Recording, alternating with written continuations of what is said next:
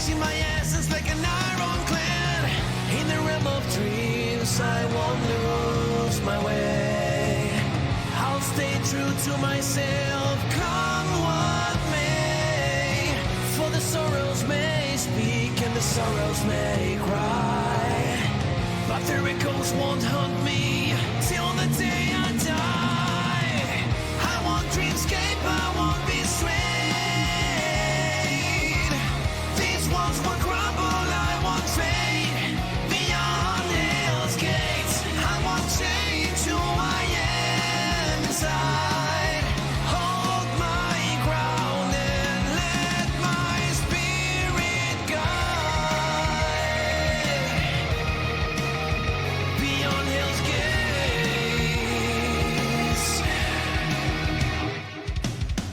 In the face of trials, I'll give my all. I will answer the call. When I try and when I fight, I won't let darkness overshadow my light. Though I may stumble and face the night, I rise again with renewed might. I won't be dragged back down, not anymore. I will soar above like never before. I won't dreamscape, I won't be swayed. These walls will crumble, I won't fade. Beyond hell's gates, I won't change who I am inside. Hold my ground and let my spirit guide.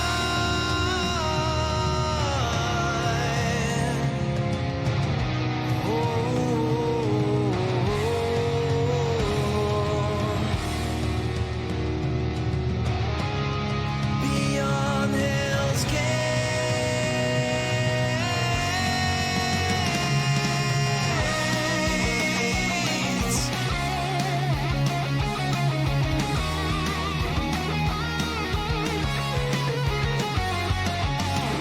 I won't escape, won't redefine who I am. For in this journey, I'll remain steadfast beyond hell's gates.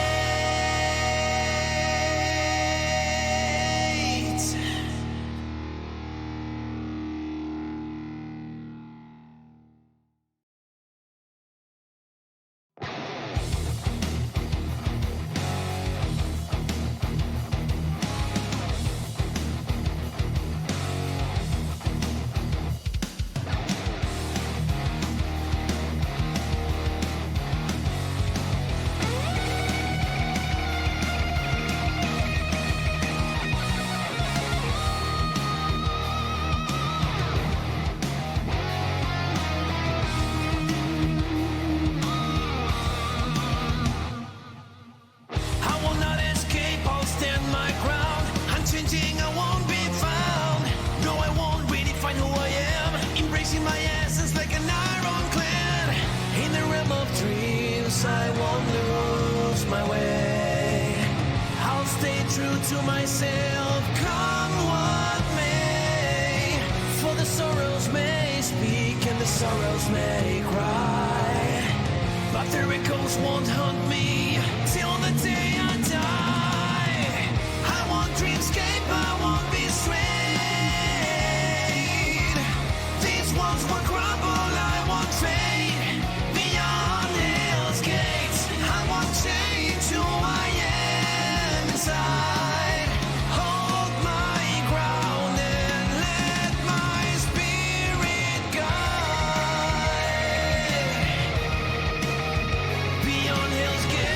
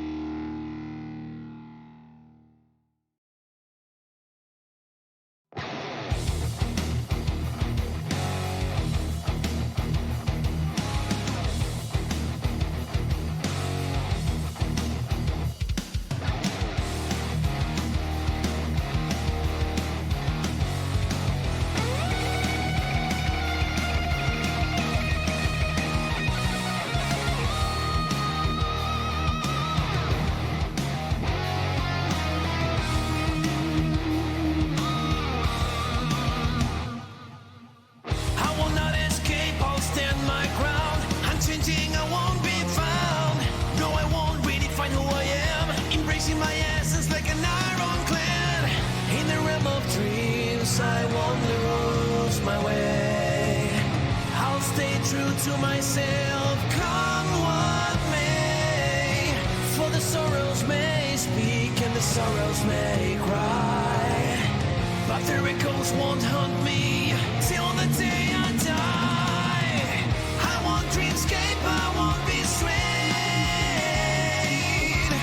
These walls will crumble, I won't fade.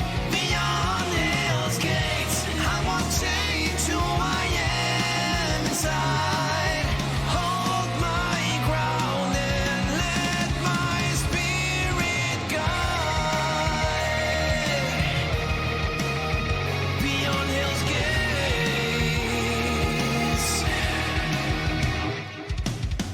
In the face of trials, I'll give my all. I will answer the call.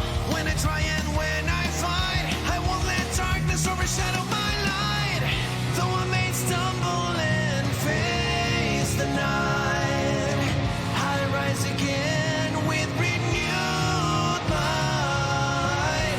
I won't be dragged back down, not anymore. I will soar above like never before. I won't dreamscape, I won't be swayed. These walls will crumble, I won't fade. Beyond hell's gates, I won't change who I am inside. Hold my ground and let my spirit guide.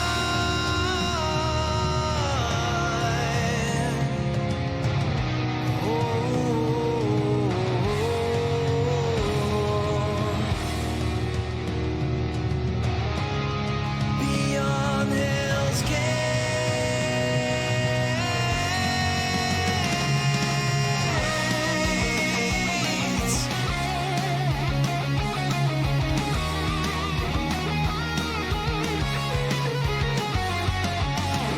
I won't escape, won't redefine who I am.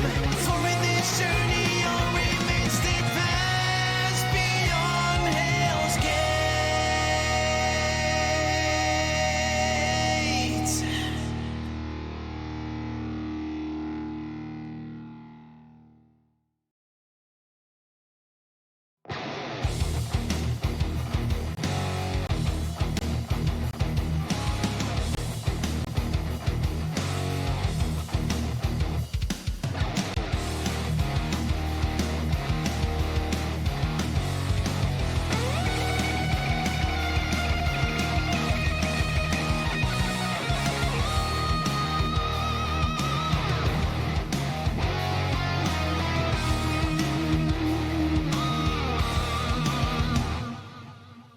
I will not escape, I'll stand my ground. Unchanging, I won't be found. No, I won't redefine who I am. Embracing my essence like an ironclad. In the realm of dreams, I won't lose my way. I'll stay true to myself, come what may. For the sorrows may speak and the sorrows may cry, but their echoes won't haunt me till the day I die. I won't dreamscape, I won't be swayed. These walls will crumble, I won't fade. Beyond hell's gates, I won't change who I am inside. Hold my ground and let my spirit guide. Beyond hell's gates.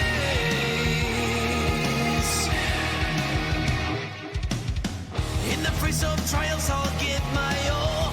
I will answer the call. When I try and when I fight, I won't let darkness overshadow my light. Though I may stumble and face the night, I rise again with renewed might. I won't be dragged back down, not anymore. I will soar above like never before.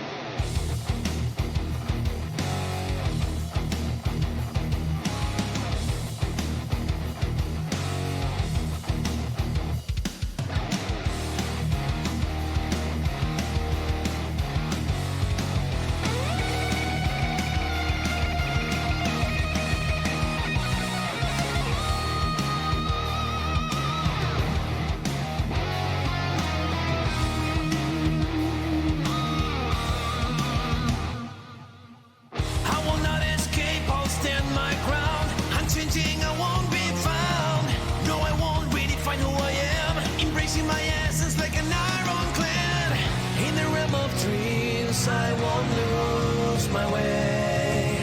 I'll stay true to myself, come what may. For the sorrows may speak and the sorrows may cry, but their echoes won't haunt me till the day I die. I won't dreamscape, I won't be swayed. These walls will crumble, I won't fade. Beyond hell's gates, I won't change who I am inside. Hold my ground and let my spirit guide.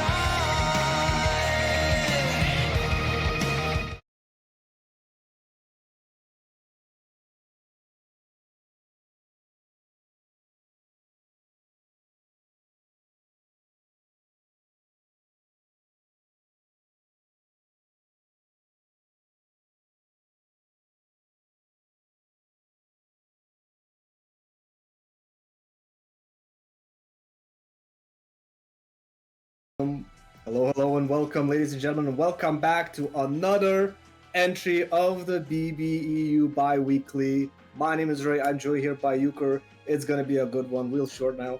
How you doing, man?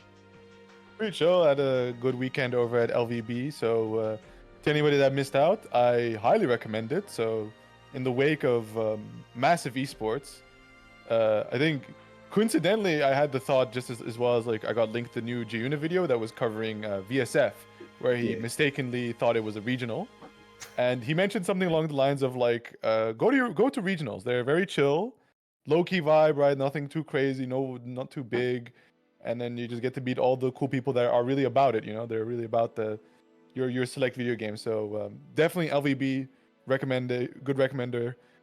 Bordeaux is nice, and I think it's quite easy to get there. So Yeah, love the Cloud was definitely recommending me to go there a couple of times, but I was like, bro, it's like I'm in the UK. I feel like I should go to VSF. Mhm. But you just went to both. All right. I was on my world tour type shit where I was like, all right, let me see what's cool. I mean, if this keeps up, like August is going to be a hell month for me every year, where I will basically want to attend crossover. VSF was cool, so I definitely want to try that again, and of course I want to go to LVB once more. And then I'm keeping my eyes peeled for some other events like Outplayed naturally, and Actually, Head Outplayed it Stomper. like at the beginning of the year. When's Koto, by the way? November. November. All right. Yeah. That's around UFA time as well, isn't it? No, UFA is next week. No, weekend after actually. Oh gee! Oh my fucking! It's around the I can't corner. keep up. Yeah, I think the signups are closed. I already got the reminder email from my train system that hey, here's what's gonna happen when you take the train. So Oh, you actually get to take like a Eurostar or something straight yeah, there. yeah, Eurostar, bro. We like that. We like that. Bro, I tried taking the Eurostar one time. I went to London and I was like, yo, I can technically take the Eurostar to Brussels. Why is it 3 times or twice as more expensive as a fucking plane, bro? When do you check? It was usually I check a month before. Yeah, no, earlier. Okay, Earlier. that's interesting. It's usually for flights, a month before is like the best time to check it. I think it depends. I feel like typically with any of all these things, you're best off looking as far advanced as you can, because that's when the rates are nice and low, and then they will gradually increase and then exponentially so. Yeah. Which is my read on the plane situation is that it's about a month before people start canceling, and that's why the prices drop. Could be like they actually realize they don't want to go, but we got Desolé versus Afraid Kaz hopping up. The Death Weepo main messed me up. It took me a minute. Yeah, I saw it was like Des Weepo, and then I was like, okay, before I call out this being an entirely new player, let me take a look over at what's on the stream, and it is in fact Desolé versus Afraid Kaz and it's a 9 versus Susan matchup. So this is a very interesting one. Game, Yeah, I mean it's like Susanoo definitely has the means to sort of chase down. Like he has that run start that's going to be a pain in the ass, but as we can already see, the 2C button not too viable. 236A though. Like the tackle, yeah, there it is. Instant counter hit. But yeah, Desley bursting and still no stocks. He wants to get any sort of like contact to start getting some momentum going. You gotta like in this situation where Kaz is right on top of you, has some relevant seals on lock, getting you down to kill %. you kind of just want that one stock to at least have that DP come out. Yeah, that's for sure. That said, though, unfortunately, the DP was a bit too far away. Like, that's a nice thing about being 9 is, like, you can space yourself out a lot of options. Yeah. Like, her body's, like, giga disjointed and very huge. I don't know if I agree on this OD pop. Like, definitely it's very annoying being put into the 9 pressure, but, like, she hadn't shown anything. I don't know. We're getting hasty now. I mean, you can definitely see Kaz is trying to make something happen. He's just throwing out giant hitboxes, hoping that this Desley runs into them, but it doesn't work out. Good job on Desley actually like managing to stave off that it was looking like a Susanoo round, and Yeah, Desley actually managed to turn it around. Yeah, absolutely. I think Desley also just kind of getting a little bit used to how to run this Susanoo matchup, because it is in fact like you did see some good choices there from Kaz. Especially how he could like position himself a little bit to deal with the 9 teleports, but ultimately when you're in this situation, right, you just have your burst back up, you have no seals to your name. The last thing you kind of want to do here is burst, and you want to look for that OD window, but that is not something that Desley is giving up for free. Another thing I'm noticing is that he's definitely like one of the first things that I was taught about the 9 matchup is you don't want to instant tech into Fairy, because the sequences that 9 players have lapped out, they're just too strong. Yeah, just delay tech at least the first hit. Yeah, if you delay tech, at least you like throw off their sequence. Like you still have to hold it, but at least you're not getting like fuzzied and all sorts of other stuff. Yeah. But let's see if Kaz can like tone it down a bit and find what he was running in that first round, because definitely I think the name of the game for Susanoo movement against 9 is going to be that dash jump, right? Get dashing just so you clear past the startup of it. This is Susanoo we're talking about. Like even a dash jump still needs that little bit of time for it to start going. Yeah. So I don't think Desley is gonna give him that room to breathe. No, I mean the other thing you could also hope to try and do is IB some of these strings and open yourself up to try and press 5B. But if you're not aware or have that in your repertoire, then pretty much you can expect perfects coming out from 9. Yeah. Ooh, snipes the jump starter with the 5B. This is a good start for Kaz. All he needs to do is just keep the train going. Yeah. Okay. Low block, no punish, but still opportunity here for Don Popes. Kaz. Yeah. Okay. This is looking real good now. Yeah. Victim of momentum. We do have that one stock for the DP. OD's through it. Ah, misses the 5B timing. Gives Desley another chance with the CA. Now just gonna try to bulldoze his way in. Find a way to get that last hit. DP not working out. Good bait by Desley. Yeah, difference between how this went the last time was, oh, okay, critical drop, and there is the chance. JA, very smart choice from Afraid Kaz, just to try and meet him in the air, right? You don't want to necessarily try to go for the 2C anti-air because she has a lot of trickery to kind of air stall herself out and catch you on a whiff punish. Oh, look at the range of these meteors. Though actually, when they that spaced out, I guess it can still mess up some combos. I think it's more about just getting that pressure out there, denying or keep putting them on a timer, saying like you have this much before the pain starts raining. You have this much before I'm plus 600. Exactly. Alright, Exceed Excel connects, so that's going to be the active flow. Not pretty abysmal seals actually. Like sitting on that DP seal, you might as well just try to pop the 4D, but at this point it's too late. Desley closing it out 2-0 against Afraid Kaz. Yeah, good composure, of course. Like we saw, like at the beginning, it was looking pretty dire, and I was about to start talking about stuff like, yo, round 1 Susanoo, like 8 AM pools, you're fighting a Susanoo, you didn't even have your coffee yet. Like that is not what you want to have. But yeah, Desley managed to keep it cool and gonna be sitting pretty, moving on winner's side to face off against Frank Ball, which should be another probably preferable matchup for him. We'll see.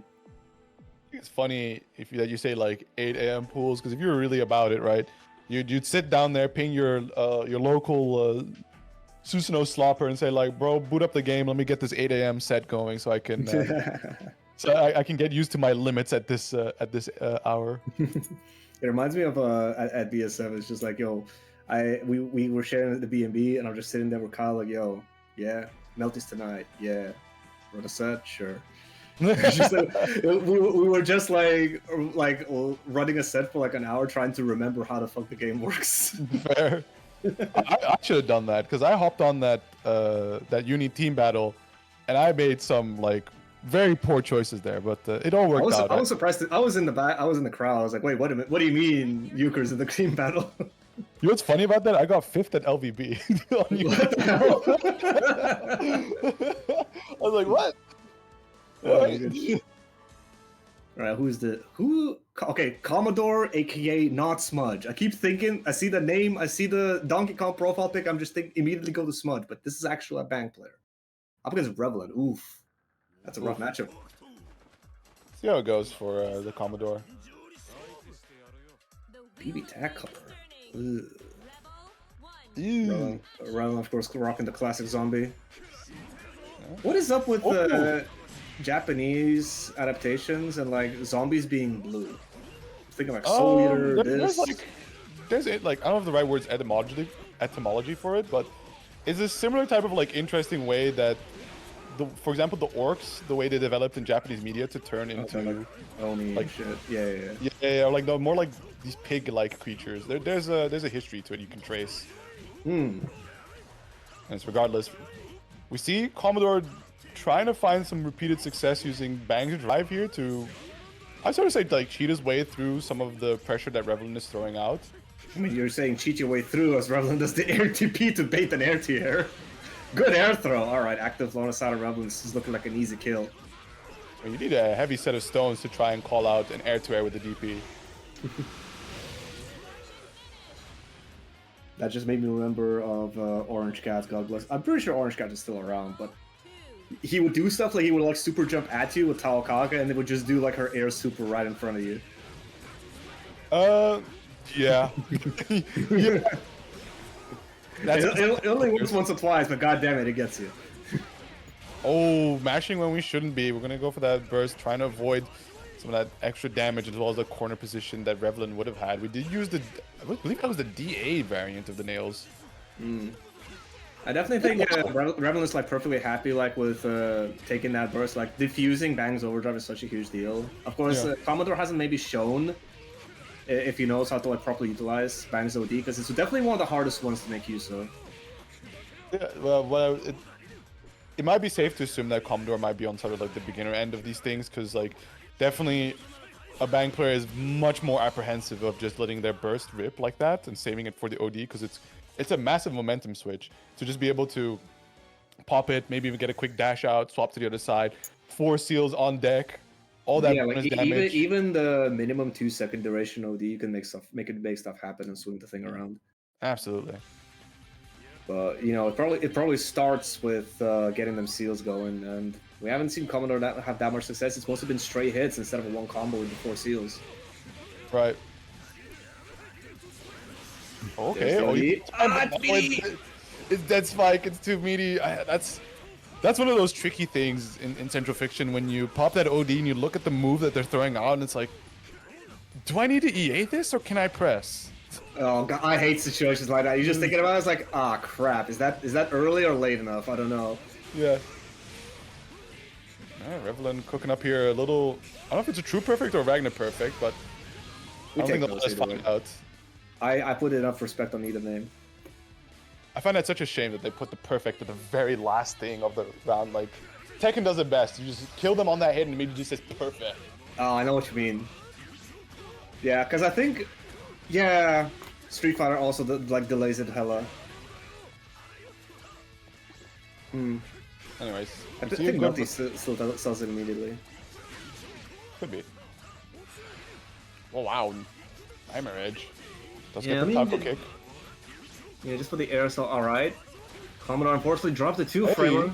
Gets the reset.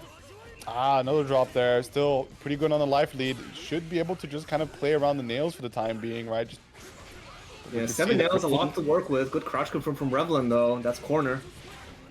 Yeah, it's a whole lot of damage. Also, a lot of drive moves fit between that combo, right? So that's going to be a good chunk of regeneration on the health bar. What? We've seen that was it Revelant or was it someone else that was doing a lot of it? Where it's like it's following JC into DP RC. I think instead of it being like a double overhead or anything like that, it's just there to be like... It's there to mess up something, I forget. Is it like you do a falling JC at maximum height so that usually the opponent expects to be able to take their turn? Could be, but then the DP wouldn't be instant, right? Either way, I think it might just be quick launcher. Because there's also interesting routing to be able to just slowly jump backwards, right, and get to the max range of your JD to set up for the Death Scythe. Nevertheless, interesting routing and very cool.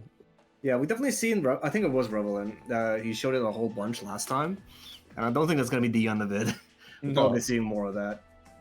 But yeah, that's gonna be Revelin moving on to face off against Zedden in round 2 of winners. Commodore still alive, but loser side. Elsewhere in the bracket, we got Toodles taking over Toby. That's interesting. Shadow taking it over Nilo. Nilo is an army, right? Isn't that an upset? A little bit. Let's see. Wait, who took it over Nilo? Shadow. Shadow. It's just an player, right? Technically an upset according to the seeding, right? But I don't think that will qualify for the upset challenge. To be, if he hasn't, then it's an upset. So he gets $5 for it. Oh, okay. So it did qualify for the upset challenge. Yes. Very nice. Okay, well there you go. Shadow with an extra little $5 Roonies for their efforts. Congratulations. Of course, elsewhere we got Lolare versus Lolare? VTL. I don't know, but they ended up taking it over VTL, and of course Mako Shoujo taking over GLD. Okay, that's another new name. I do not know who GLD 2137 is, but it's good to see new faces here. Seems like we're moving on to our next match, which is going to be Hyaxel Shadow. Oh, Hyaxel did sign up in time. Nice. I played a little bit of casuals against him just now. All right, curious to see about this Shadow figure that managed to score the upset against Nilo. Oh, it's a Hibiki, not a Susanoo. I see. Well, while we wait for the match to start, that gives me time to say we got codes. That's right. If you go !match arena, you will find yourself with the ability to press a button to contribute to the pod for absolutely free. While we wait for them to select our characters, watch me do it. I'm gonna press claim code. I'm gonna lock recover account. Okay. Normally, you're supposed to be able to hit the claim code button, sign in with a service of your choice, including Twitch. Once you've done that, you'll have contributed 25 cents to the prize pool. It is free money. I believe we were somewhere around the 30s in the codes claimed. So maybe verify that for accuracy. We still got 36 codes remaining, so just a bit over half. Like last time we completely smashed it, went through all 50 of them. The night is still young. I still want to see that go down to 0. All right, let's get into our match. So from Hyaxel, and it's gonna be the early burst from Shadow. I do not mind it, right? Just get that momentum coming. No. We see. Yeah, I think Hyaxel definitely just wanted to see the Hibiki just do the staple real quick, 2-1-4C into the DP, just say like, hey, are you gonna do the Grand Blue thing? Yeah, I hate to say it, but it works. Yeah, I've been hit by that so many times. I think on IB you can actually punish 2-1-4C. Yes, but on IB it's gonna be -7, so you can get that clean punish. All right, nice little nail route. Misses the JD, so no full seals. Oh, what was I managed that? to get that invuln in time, or I believe that move's only projectile invuln, but it might have just been a low crush type animation. It was plus frames. Just 2D, send him up. Oh my god. This guy getting hit, stun, out attack. You jumping, he's anti-airing with 2D. Nice IPs though. And spaced himself out. So that thing is though, like I'm pretty sure Bang is completely safe there. He just chose not to block. Could be. I mean, the move is +8 on block, so I'd imagine that it recovers pretty fast. Oh my god. Yeah, okay, good punish. Tried to steal his turn out of 6C, and now Hyaxel got the side switch. Swap. Oh my god, I love whiff cancels. Okay, nice bit of damage here from Shadow so far. Do we get the knockdown? Yes, sir. Look at that. 3.6. My goodness. He's doing okay with clones a lot, which I think is very susceptible to delay tab, but we'll see. Maybe? Right, maybe it depends on the timing. I feel like it could whiff, but it could also just put him in the right spot, being like, all right, next part. But presumably, if you're just an instant techer, then yeah, that might be something annoying that you have to deal with, especially if you try to do a reversal.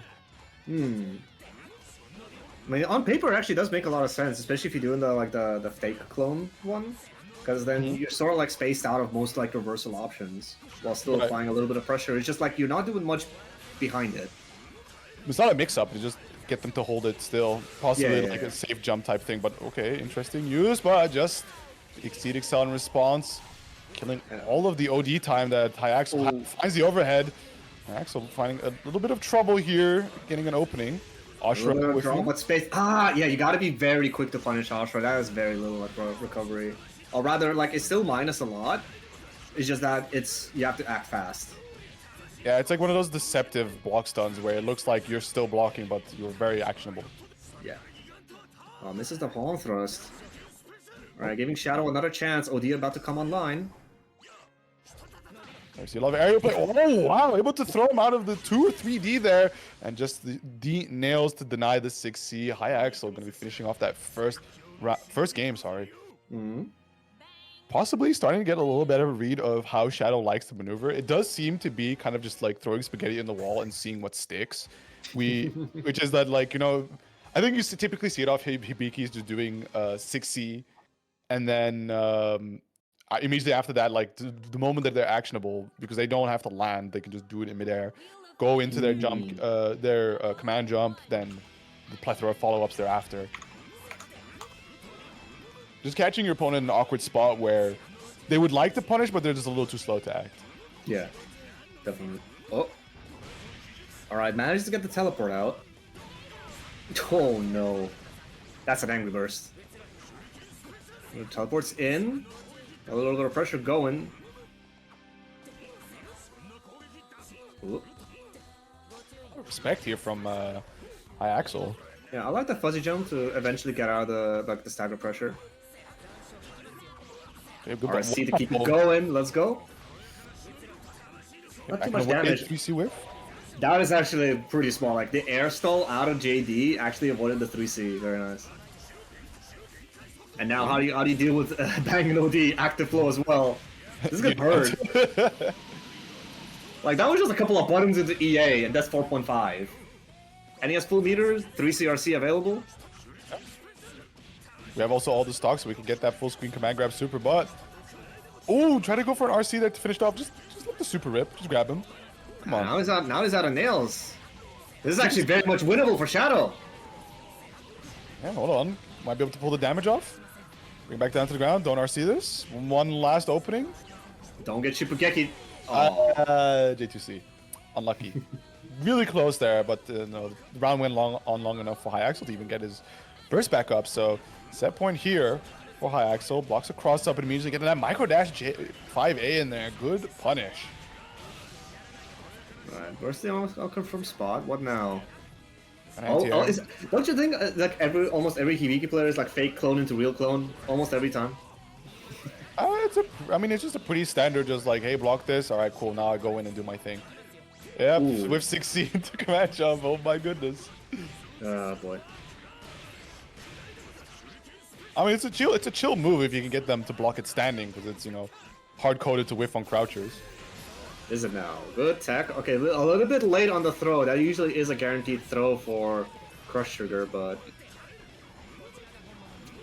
a bit slow on that time. Ooh, not this time. And both of them kind of just looking at each other, and even then, Shadow was daring enough to just take the turn back. Yeah, that's like that's the dividends of, like, you know, showing that the 214C DP early. It's like, oh, you're gonna respect it, alright? I think it's just funny he showed it once, and immediately that like sets the entire tone. Okay, Yeah, another. that's how it be. It's like when people, like, you know, DP every single gap in the first round and they never do it again. True. Another overhead. Yo, okay, we might have learned something here, Shadow. Let's keep those 4Bs rolling. Yeah, I think we just realized, like, wait a minute, I don't think a single overhead has been blocked. Ooh, round start 2D, not today, not today. Okay, good damage. 6A. Able to jump over the 6D. That is definitely an interaction I've not seen before. Hey, all right. Let's go, Shadow. Nice, 5B, not able to get the confirm. Just get kicked in the shins from behind. 6B connects. DP, able to RC, but wasn't ready for the explosion to come afterwards. Yeah, by the time you procced it, like, RC, best you're doing is just saving yourself from eating a punish. Yeah. Oh, Taco Kick, able to catch the 6B whiff there from Shadow. Dealing a lot of damage here as well, sitting into active flow. Worst case scenario, we should be seeing the burst come back up here for Hyaxel. Oh, the run down. Good call. Like, you know, it was a fake clone that time, so he was able to, like, chase him and punish it. Pretty sure if that was the real Hibiki, like he would have actually gone behind him. But yeah, High Axel taking the second game. Oh, that'll be 2-0 as well. Damn.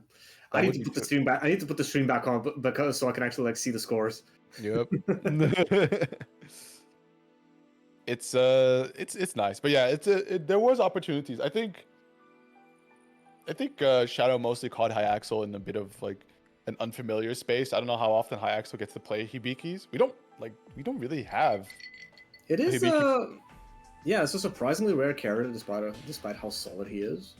Maybe just because like not he's kind of like basic though. That's the problem. Yeah. If anything, like I would personally compare him to just like a Ragna plus. You have a little bit more than Ragna does, and then that's kind of where it stops. So it's like Ragna, but a bunch of move cancels. But then like, why not just play Squawky? Like, I don't know. Exactly. Yeah, I don't know. I didn't feel like reacting. All right, whatever you say, you won at least. Okay, next up we got Enigma versus Mako Shoujo. So Mako Shoujo, hot off the win against GLD, and Enigma repping. It has to be the Aurelius. It has to. Yeah, it has to be Aurelius. I mean, he's been putting a lot of work in the character. I know he still has the Jin available. Not only I've been seeing him play a bunch of Susanoo recently. Oh, if he gets tilted, he might see busting out. We'll see. I think this is the first time I actually get to see Enigma play on stream in BBUO, at least for me. He's definitely been in bracket multiple times, and he has been in bracket. He just hasn't made the stream. But man, it's tough out in the streets. True. There's some real talent out here in EU. Like just now from elsewhere in the bracket, Chrono beat up Goku. I think. The name is Can He Beat Goku though, so I'm assuming that's Goku. Maybe. All right, what we got? Quick projectile zone and probably looking to just try and tag Raelius and deny the wife. Kind of like like if you can force Kagura to approach you, you're in a way better spot than the other way. Certainly.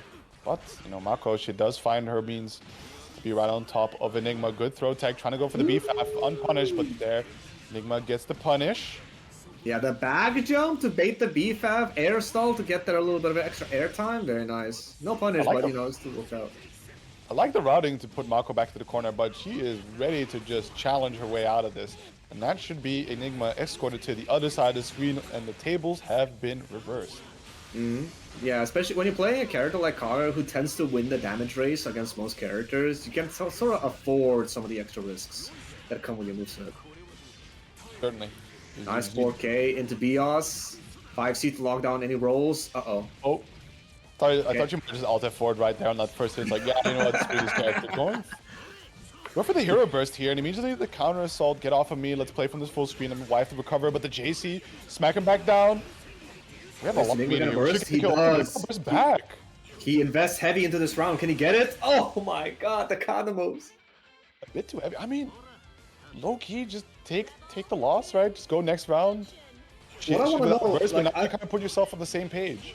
I'll need to rewatch that last little interaction just to see how the hell did Mako build charge for Kadamos? That was so fast. Oh, what a little. Right. Very greedy with that dash up throw. You're not Kai Kisuke. That's all iterations of Kai Kisk being pseudo grappler. Ooh, this one's gonna hurt. Yeah, and that burst from last round actually you're paying for it heavy. You didn't get a chance. Yeah, very unfortunate there for Enigma. I mean, that's kind of like, especially the deal into Kagura. Like, I feel the wave is fantastic lag, by the way. Thank you. Unfortunate. Yeah, on the dual BIOS, that was mad unlucky. Well, let's see if they play it out or if they take the connection. The connection. I mean, I think the wave is if you find like the connection sputtering, just take that alt F4 and be like, "Hey yo, let's check this out," because I don't want to play this out. I think that's very, very valid. All right. Enigma displaying some of them Relius footsies, like poking with the wife.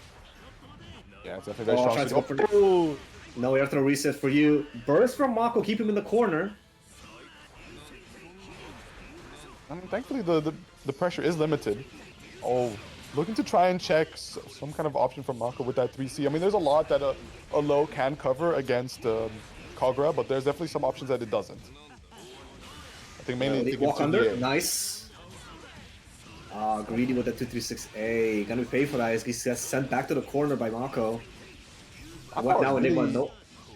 like, not letting any situation hang, is always willing to just press it out because, like you said before, she can take this damage race, right? Just be a little bit more bold and risky. And okay, sure, you might lose some health, but should one of these touches work, you should vaporize them for it. And you also saw like maybe a little bit of character unfamiliarity. Like Enigma correctly blocked the 2DA and tried to punch with the 2A. Not only was it not on like missed space completely, but like 2DA is like insanely minus. But you made... character unfamiliarity, because we do have that funny tweet from Enigma about Kagura. Unfortunately, did not answer that JC. Good option to take the blue beat and tech into him. Oh my god. Alright, got something going. Plus frames, misses the dash!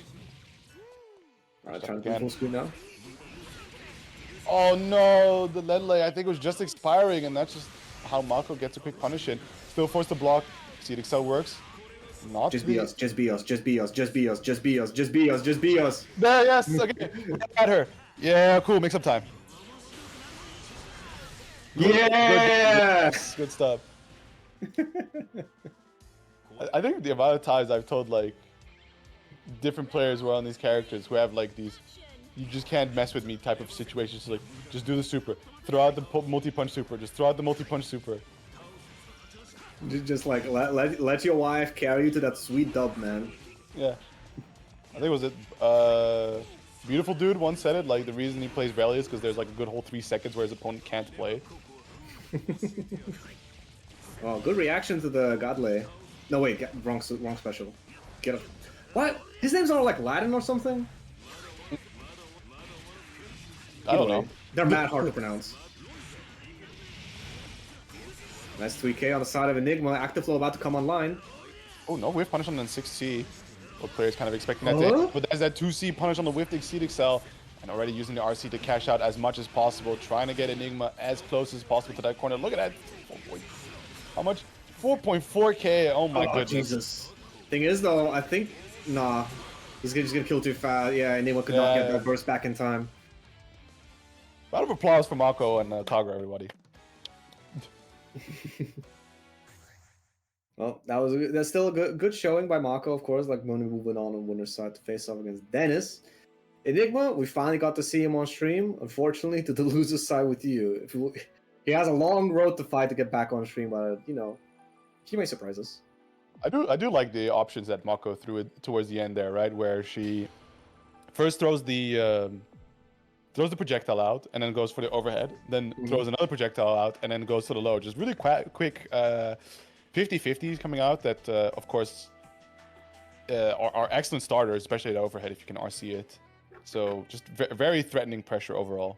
Yeah, also like just awareness of opponents' resources. Like, well, as soon as I mentioned like you know that Active Flow was soon going to be online for Enigma, Mako started doing like you know stance cancel stuff, trying to beta Twitch, and she got what she wanted.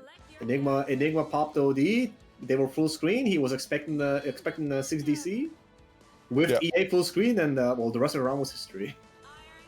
Oh, now this one I'm interested about, because we know that Nessica is a man of many characters, so he can ideally always set up a favorable matchup for himself. But to pick Tager into the likes of 9, especially like how Deslay could choose to play this out, in the sense that he could option to be very, very lame, stand full screen, just let the range do all the talking. Alternatively, we see the instant OD pop from Nessica here, probably looking for those armored drive moves that he gets. Otherwise, that fully charged Spark Bolt is also very nice. Desley is fresh off his win against Frank Ball, who another Tager player, who we have seen him bust out the S in some of the worst matchups. But yeah, maybe that's why Nessica picked Tager. He just saw Frank Ball, was like, let me show you how it's done. Yeah, that's definitely the thing that Nessica has been on as of late. Is just like, oh, you won this matchup here. Let me show you how you lose this matchup. But so far, even though Nessica did get a couple of good hits in, now he started blocking Fairy Mix. Which is very tricky in the end. I mean, the thing is, like, with some of these hits, especially like 9, who was with, oh my goodness, get in the corner, RC immediately, and I think that's a very dead Desilets. That was a very good read, honestly. Like, you know, he saw that Desley had the meteor shower spell, and they like to set that out. Oh, DRM! they like to set it up high, like, you know, to cover a lot of space, and you're just like, let me just quick tech Spark Bolt real quick. Covers that angle perfectly. Yeah. Just crouch right under. Nice. Almost get the air conversion. Ah, sadly not. But we are on the chase down here. 6A, bring him back. Magnetism is applied and gets that 6A confirmed. Not ready to fully confirm, but JD slams the Desilets all the way into the corner. Right. Yeah, throws out the seed, forces Nessica to take to the skies. It's on Nessica here as well in some of these situations. You could definitely try to spin, but understandably knows that 9 can make this very annoying. All right, get it. Oh no! Actually, that must be like matchup unfamiliarity from Desilet's side. What can I say? Another one of them matchups for Taker that are just like decided entirely by Spark Bolt usage. Yeah, it's there for a reason. It's there for a reason. I think if you get burst baited by the 6C jump cancel one time, you probably will never get burst baited by it again, unless you're just tilted and you're not thinking. I mean, you know, it's a once every couple of months mix up.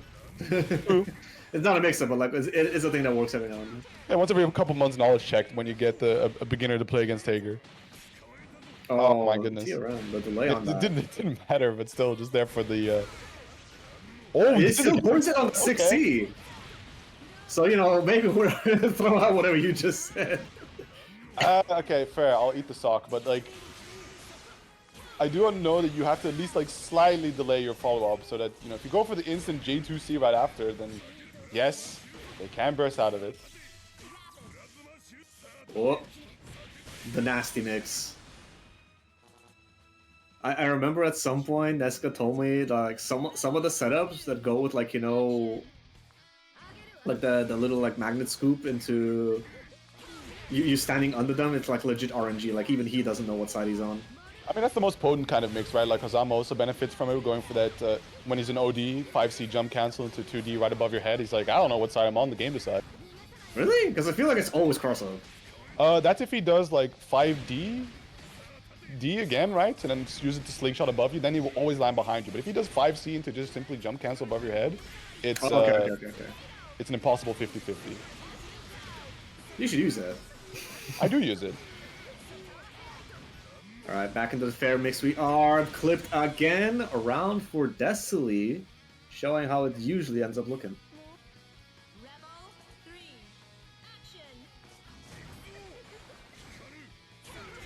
Okay, good blocks, understanding there's a possible reset to follow after.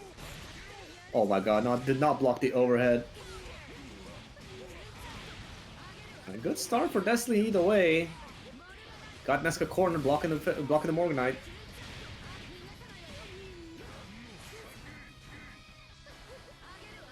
Whoop. Bit of hard read with that 6A. Oh no, Flip on comes a the backdash. backdash, but the tech out of the corner. But the way this is going, I think Netsuka's gonna have to commit this burst to try and escape. And like it's all burst safe, yeah. It's unfortunate. Maybe that JB, maybe, but it's rough. Oh, Toodles is here. Hello, Toodles. Okay, Nesca commits to the Tager, decides to stick with it. Yeah, it's a thought like unlucky. I think that's one thing we don't really see from Nesca all too often is if a bad matchup starts really rearing its ugly head, he still just commits to it. Says like, I'll go to the loser side, whatever. I've won so many of these BBOs. He's doing the money spread either way. Yeah. Ooh, clip by the JC. Not too much damage. I'll combo ended pretty early, honestly. See, I do like that Desilets is definitely trying to play this more from a range where it becomes very, very difficult for Nessica to try and interact. As in, he has to play, like, perfectly, and Desilets can kind of just go like, button, cool, like, see, just like, yeah, stand over here. Dash with his ball, it's all good. what a step through the Spark Ball. Now Nessica has another like 5-10 seconds where he has to wait for that thing to come back. No OD either. Gonna have to play this one slow. Nice. And then immediately popping that RC, right, trying to cash out as much damage. This should be a decent health swing, possibly even putting Nessica into the very slight advantage here. I think just barely outside of that. What the? Oh, the reset! Oh my god, you want to do something. Oh, back in the corner you go, Sparkle! I don't think Desley was ready to end up back in the corner. Oh my god, the sledge, able to just catch Desley trying something, possibly looking for a dash, but still you have those 4 frames of vulnerability before it fully kicks in. Oh my god. Wow, what a sledge. Close enough to actually get the hit. And... oh, just raw 3C? Alright, burst from Desley. Half health gone, but he is pushing Nesca towards the corner. Out of stocks though. Oh my god! What does that confirm? That is a nasty JD to eat. You're one guess away, and he has Spark Bolt available. No. The Brain Destroyer. The classic 6A to like, listen, this has enough startup that it will just not not be considered a purple throw. Bro, wait, hold on. How slow was that 6A? He just let it rip. I mean, it's also at that point where it becomes very difficult for you to actually react with the low, especially like I think 9's lows are rather on the slower side if you don't have like a 2A low. Like it's not even that. It's just getting clipped by the 44 frame overhead, man. It's just 6 like overhead. 6-8 charges, right? Oh, it's a mid. No, it's just a mid. It just pulls you in. Oh, It just doesn't pull you in into the and then just get you in that true like wedge range, right? Like it just sets you up for wedge so easily. But it's also just like a giant ass hitbox. So if you're good with the timing, you can kind of just snatch them from the sky pretty hard. Either way, Nessica, as expected, gotta be moving on to winner's semis. Winners will be facing off against Chikes, who is fresh off his win against Hyaxel. But we are gonna be going on to our next match, which is gonna be Chrono up against Revelin. Yeah, so if I'm not mistaken, Chrono rocking the Lambda, and then Revelin is of course on that Ragnar. So I think funnily enough, the only matchup that really comes to mind is Beta Dude versus Monarch, where you just have that one clip of like what most Beta Dude happy. Bro, the dash up 5. Yeah, you just held 5 for fucking 10 seconds. Like it's just like I can't do anything. I think the only other person, like then the follow-up clip from that was Monarch versus Play Guy, I believe, who did a similar thing where he was baiting that he was giving up on Ragnar. Like, yeah, this character got no mix. I got no way to open you up here. Stands still for a bit, gets the throw out just when you least expect it. Immediately pops the OD to just get that like 4 seconds of play time and all of that health regen as well. Oh man. Wait, when you have to get creative to open people up, sometimes it's magical, man. Creativity or like esoteric. Sometimes people really just be like turning off their brain, just doing whatever they need, like slamming just the mythical key combination just to completely blow your brain up with like nobody's ever done this on the history of your character. What is this? Yeah, the classic dash through, jump over, land, overhead. Like, what are you doing? What are you doing? And then you at the same time you got to question, what am I doing for not having done any sort of action in that whole time frame? Man, fighting games are fucking great, man. We love people that make me cook on offense. I will say though, we gotta not talk about Stardust playing chess. That's all. oh, like I was just gonna say that like, you know, it's so satisfying when you do some funny timing shit and you blow it up. You blow up that we find our timing. The thing is, that's literally all I do in Ground Blue. I cannot stop. I dash up and it's like I don't know how long I'm delaying this heavy, but I am. Yeah. Yep. Alrighty. 21st and 20. Oh, this is the Strive esports color. I see. Alright. Good start for Chrono. Yeah, I mean this is a very pain point for Ragnar, right? Like he doesn't really have anything to deal with Gravity Seed. It's all just gonna be like I gotta block this out and bide my time. Yeah, he wants 50 meter. Then the matchup kind of changes. The Hail Mary projectile invuln super. You can do it on reaction, I believe. True. I did like that burst from Evelyn, and I also really like that burst from Chrono, because Evelyn was really about that, like, let's get you bursted into the... Oh my goodness. That was not counter hit! He's resetting! Oh my god, counter hit 6D, that's a big one. Oh god. Did he just delay the follow-up too much? Maybe good, Yeah, good chase on the tech. Yeah, that's usually how it drops. Oh, quick rise. Right. Beautiful whiff punish there on that whiffed 6A. Nice stuff there from Evelyn. I think that was a really unfortunate way that developed for Chrono Cross, where Evelyn just got a ton of resets on him, which just... If you can pull it off, right, resets are some of the most damaging... It's the most damaging situation you can find. Yeah, that's actually one of the things I like about fighting games is, well, especially like BlazBlue does it, some other games do it as well, where they like, the red on your health bar sticks around for a little bit, so if you get hit immediately again, you just see more red, and it's like, that sequence cost me 80% of my life. Like, oh, goodness gracious, what am I doing? Currently, Chrono is... Oh, okay, he's still working on that perfect. Drop the combo. And good barrier. Preserve that green. Gotta get that perfect, bro. I send the message. Oh my god, 6D hits crouchers, hits standing. That's a 5B safe. Oh my god, instant reset into the overhead. Oh, wow, the JC connecting, immediately bursting to cut the momentum short from Revel and send him nice and full screen where you can just harass him for a bit. Yeah, I mean, the thing about the Murakumo projectiles is that they really don't advance the game plan in any sense, right? They just don't do chip damage. They just kind of sit there to kill time, which when you're in the life lead, then it's good. Then it's exactly what you want. It definitely, like, you know, you set up Gravity Seed and you throw a couple of swords, man. Like, you know, that buys you time for the Gravity Seed to return and you can place it in a different spot. Another bait. Just barely Too far! push. Nice staircase. Double overhead, we block those! Roland's ready! Not that time. The second one. Wait, hold on. What was that? It looked like he was stand guarding, but then, alright, cool. I guess he might have fuzzied himself, but Chrono taking that first round, and it's definitely looking a little like that. I did not see the exclamation point, so I think maybe he tried to dash forward. Anyway. Let me double check the score before I say something wrong. Okay, yeah, Chrono did take the first round. First game. Oh. Raw 6C and footsies to boot with that. Gets the overhead reset. Trying to push a little bit more, and we're seeing Revelin getting rather impatient here, just eating still strange hits. Chrono's also getting weird, getting straight hits, but also like dropping the conversion in the weirdest spot. Alright, Legacy Edge, lock him down. Resets have really been the name of this set thus far, and Chrono scoring yet another perfect against Revelin here. Set point now. Yeah, definitely resets from both players. Kind of, dare I say, sloppy.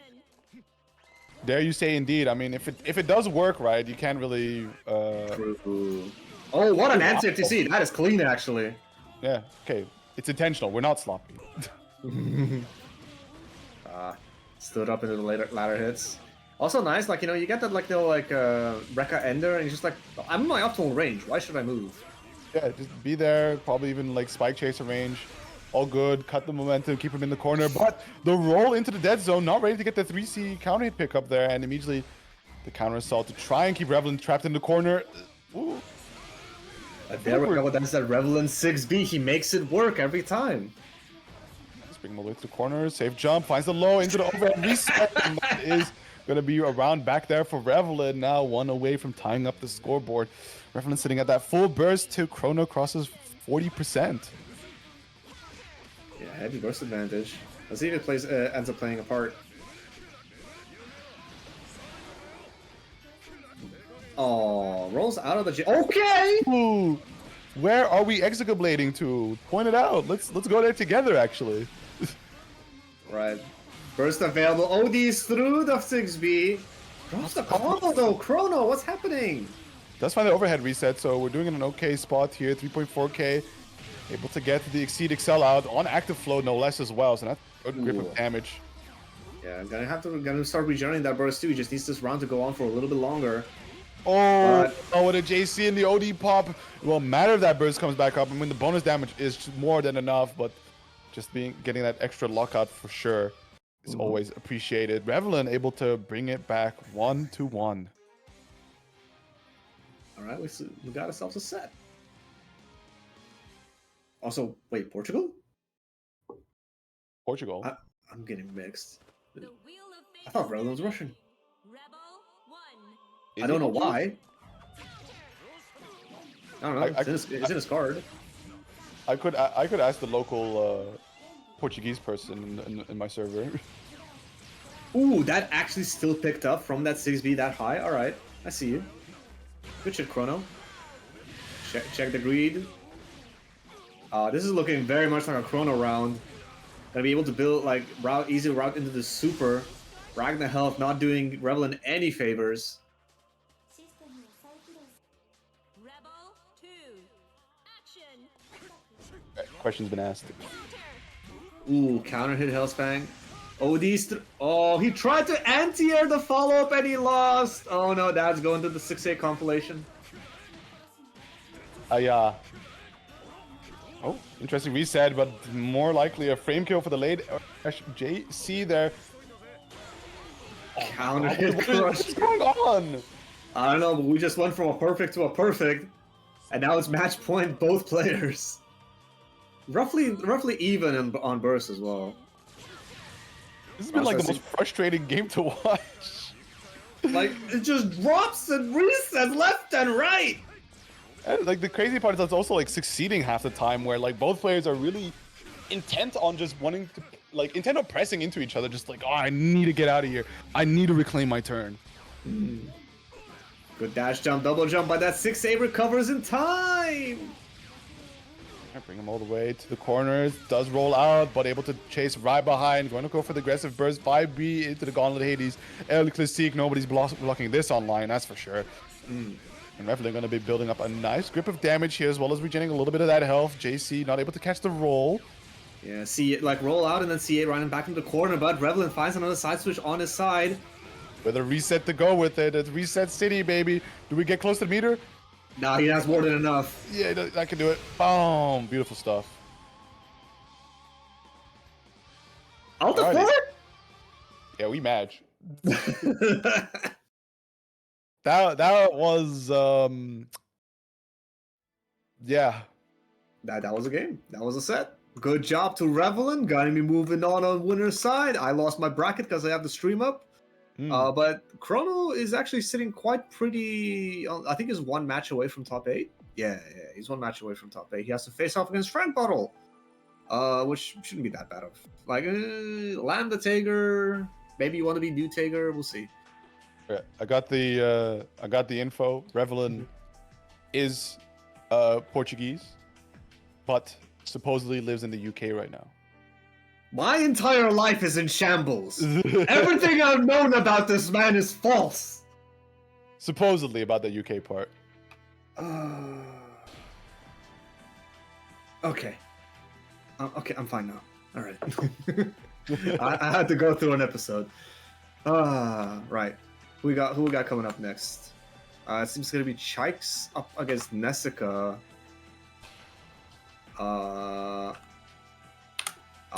Damn it! These people are moving too fast. I do not have enough time to shield the Matcherino. Please select your Yeah, you do. You just say head on over to the Matcherino, hit that claim code button, log in if you haven't done so already, and once you've completed that process, you'll contribute 25 cents to the prize pool. It is literally free money, and any bit helps out on the stream. We're going to be having Chakes versus Nessica coming up right now. You've done this once or twice before, I can tell. Yeah, I actively commentate on the Matcherino codes. that whole bit is rehearsed. wheel of fate is ready. Rebel 1. All right, Chikes with the Tsubaki. With the Iso palette, that's interesting. Oh my god, flies right into Nessica's hands. But manages to get something going. Tying up the life lead. Interesting cross-up, but immediately Nessica recognizing not a true situation, pressing that 5A, trying to go for the quick rise, seeing if there was an option available, but Jake's currently playing around some of the range, gets an overhead going as well. Right now, it's a bit of a struggle for Nessica to get his footing. Yeah, but you know, this is Tager with OD with 50 meter. Nothing's out off the table yet. That said though, Sharks with a lot of meter pops the OD to guarantee the kill. Oh my god, it's not enough! Hey, shout out to LVV. Just like the exceeding cells don't kill, but we'll ship the clip to Sajam nonetheless. Oh, Damage will do it. chip damage. That sucks. Every time you die to chip damage, you just like you have that thought in the back of your head. I could have prevented this. Sledges right through. Try and do as much pickup as he can. Nice delay on the 6B. Gets a little magnetism going and baits out the DP. This is going to be a lot of hurt here for Jakes. We're already at 4K and his combo can still run a little longer, but a drop though. Alright. It seems to be And look at this- infectious from the last set. Look at this corner carry from Tsubaki. Almost corner to corner. I felt like you were going to say that like it's an impressive feat, but like I've seen characters do full corner. Oh my goodness. Oh boy. Yeah, but that's like meterless too. Yeah, shout out to Naoto. Naoto's a special case too, man. He will slam you meterless corner to corner off of 2A. Like he lands a 2A, starts like some grand rodeo or something. Like let me do this combo video real quick. Yeah. He's so cool. Too bad his neutral is just like hell. Nice. Oh, the reset. And up you go. 4D. See at what point Chase decides to burst, or if we hang on for the OD. There it is indeed. And we're gonna be building up a lot of stocks off this Oh as my well. god, he's already on max. Time to start spending or a tackle. I'm pretty sure that is very plus. Do it again. Pick up. Yeah, very nice. Gonna be a nice bit of damage, right? Slowly trying to contribute towards closing the life deficit. But this is Tager we're talking about. This character has an absurd amount of health, so gambling and making mistakes is within his means. All right, bananas out. Yeah. Air block. Oh wow! In between the air IBs, it actually created a gap. That's awesome. Okay, applying the mechanism, Barry not getting the 6A. Just looking for any opportunity, but I do like smartly from Chase for the most part spending his time on the other side of the screen, right, to just let the magnetism expire. OD's through the 2-2D follow-up. Big scoops. I think that might be curtains for Chikes. I will do it. I think the interesting piece of tech, that at least I believe it came from Nessica himself, regarding how to play around magnetism is literally just backdash like your life depends on it, because there's nothing that Tager really can do. I mean, you could try doing the atomic collider to like scoop you in way fast, but like you probably will recover in time to be safe. But you know, you're probably not in a fun spot. Atomic collider on backdash? You're airborne, right? No, yeah, you are, but it's not enough to impact. Yeah, but like it's like the air, like magnetism is different whether you're grounded or airborne, and it's Oh, on that's different true. moves. That's So true, like but I think you're hardly airborne in time for it to actually have effect. maybe he has to like do it like hella preemptive. Alright, but Jake's currently here with a whole lot of momentum, building up a nice life lead here, as well as playing stocks to play with. But there's the backdash into the Emerald Tager Busta. Not quite enough. Like this is still a comeback in the making, but it is unfortunate that you did see that the Chax was meeting with 2A, and usually you can set up a sequence to check Tager's back there safely, but Chax just missed that timing. Delay tech in Blaze will messes up a lot of things. Nice. Able to still cash out into the EA, so that is still not enough health left to be able to let the active flow rock for a bit, but still that is Nessica now on set point. Jakes does have burst available and is now deciding to spend a little bit of time at full screen. You're like, you know what, we can charge stocks, and Nessica says that's fine by me, I'll just charge the Spark Bolt if it's all good. We can aura farm for a little bit, you know? Hey, it's all good, all good. Good IDs. And What? there's... What is that? Yeah, I guess it's because like Tsubaki sort of like wedged behind him. It's like it just didn't go Oh into. my Oh my god, the full invul on wedge makes some things very funny. Absolutely. I mean, it's definitely a very funny and glorious interaction to witness. It's a beautiful sight as well when beginners first witness like the Tager wedge. They're like, surely I can beat this move out, and just show them the 6 to 30 frames of invul it has. Oh god, the amount of times. I think at some point I gave up and I was like, I'm just doing 6C against wedge. If I think you're gonna do wedge, I'm just 16. And it still loses sometimes. That's crazy. Wait, Chax is looking very pretty. That's guard point. He did not cancel in time. Bugbotle, and that is going to be the set. Going to the ways of Nessica. I think Nessica is looking to make it a classic one, just rocking the Tager all the way through, at least for the 2 times we've seen him on stream. So we'll see if that trend holds up in the Yeah, future. it's 12 frames post flash. I wonder if you can like you know, press into Magna Tech Wheel and jump block in time. On paper it should be, but I don't know if there might be like block stop locking you out for a little bit. Something to lab. Would be fun. The labbing never stops. Bro, it does not. Like, my internet has been kind of spotty lately, so I'm like, I can't play that many games. The best I can do is just watch tournament VODs and lab random stuff. Somebody I forgot who it was, but they said like, yo, you should get bored in training mode sometime. And the stuff that starts happening in training mode, I was like, what am I doing? I do not know. I mean, definitely like hopping in the training mode periodically. I think that's fully enough. That's the way I spent most of my time in the lockdown. I was studying, and whenever I felt like taking a break from studying, I just booted up CF, started labbing some Naruto, and then gradually, bit by bit, I got the hang of the character. People talk about picking art up and stuff, and like music during the lockdown. My COVID project was Naruto, That's interesting. and then I dropped them. Yeah, I think I remember I ran it. I got a taste of Yanato at like Brussels, was it? Yeah. I mean, I would play it again. I just can't really do P2 side sway cancel for some reason. Man. It's ingrained in my muscle memory to do the inputs as 2, 3, back to neutral, 6. Oh man, that just made me think like, yo, just do the Mishima attack, just back throw him. Yeah, I mean, like that's definitely how I played a lot of my games. Was like, okay, see if I can set this 6C up so I can cross up and put them back on player 1 side. Can we go from Naruto to Susanoo? Yes, because I don't feel like working more than my opponent is. You know, I want to hate it, but I have to respect it. He knows exactly what he wants. I'm here to put less effort and win. That's why you picked up Hazam. Part of that was also to try to shape up the defense, and I ended just backdashing and mashing like an ape. It didn't work out. That's with every character. Yeah, no, that's how it happened now. All my characters, I'm just backdashing. If you want to back that, bro, pick up Azrael. He backdashes a lot. Hey, I do play some Ezreal. It's not against you, because I hate mirrors. Bro, that mirror's fucking sucks. Yeah, I imagine. It's just like, oh, I lost first. Awesome. Maybe I can try get a DP out. Nope. Nah, the funny part about Azrael mirrors is just shit starts working that shouldn't be working, bro. 6A anti-airs all day. Oh my goodness. Like 6A is the fucking god button in the mirrors. Like, I hate it. The wheel of fate is Here we have it. Revelin versus Dennis. action.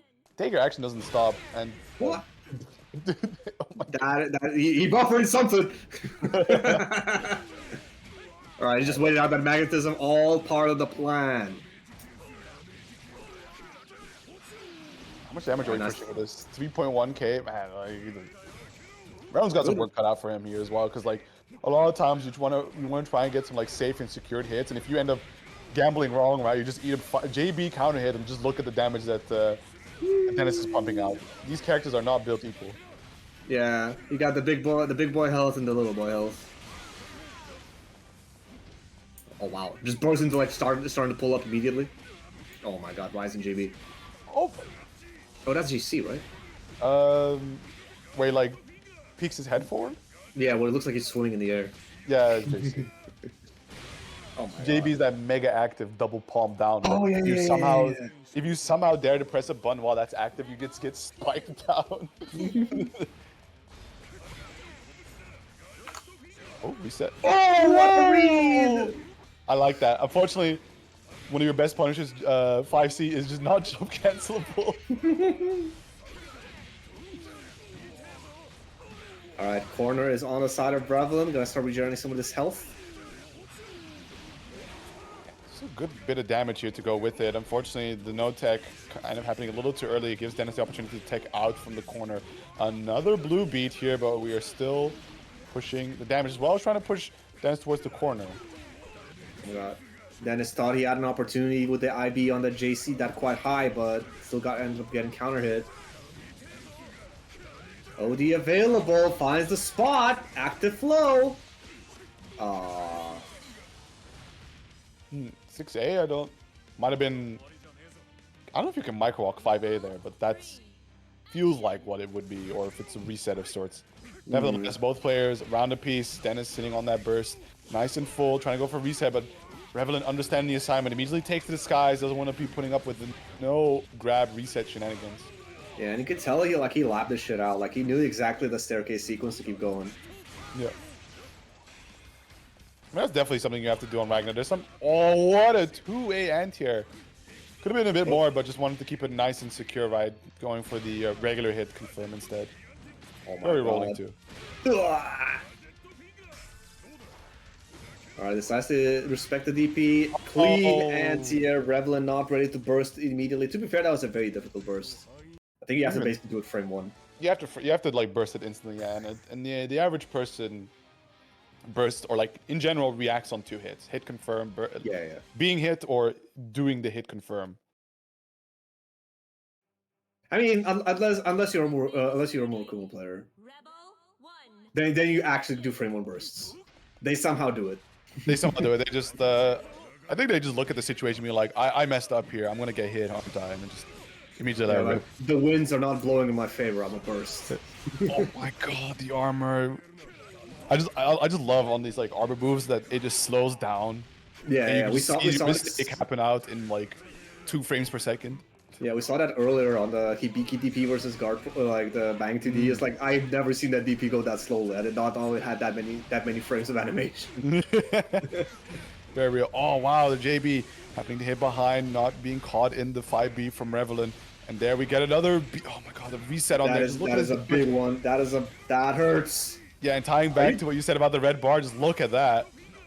I think he could have killed with the resources that he had, but he's also got for a reset. Guess the scoop, Dennis.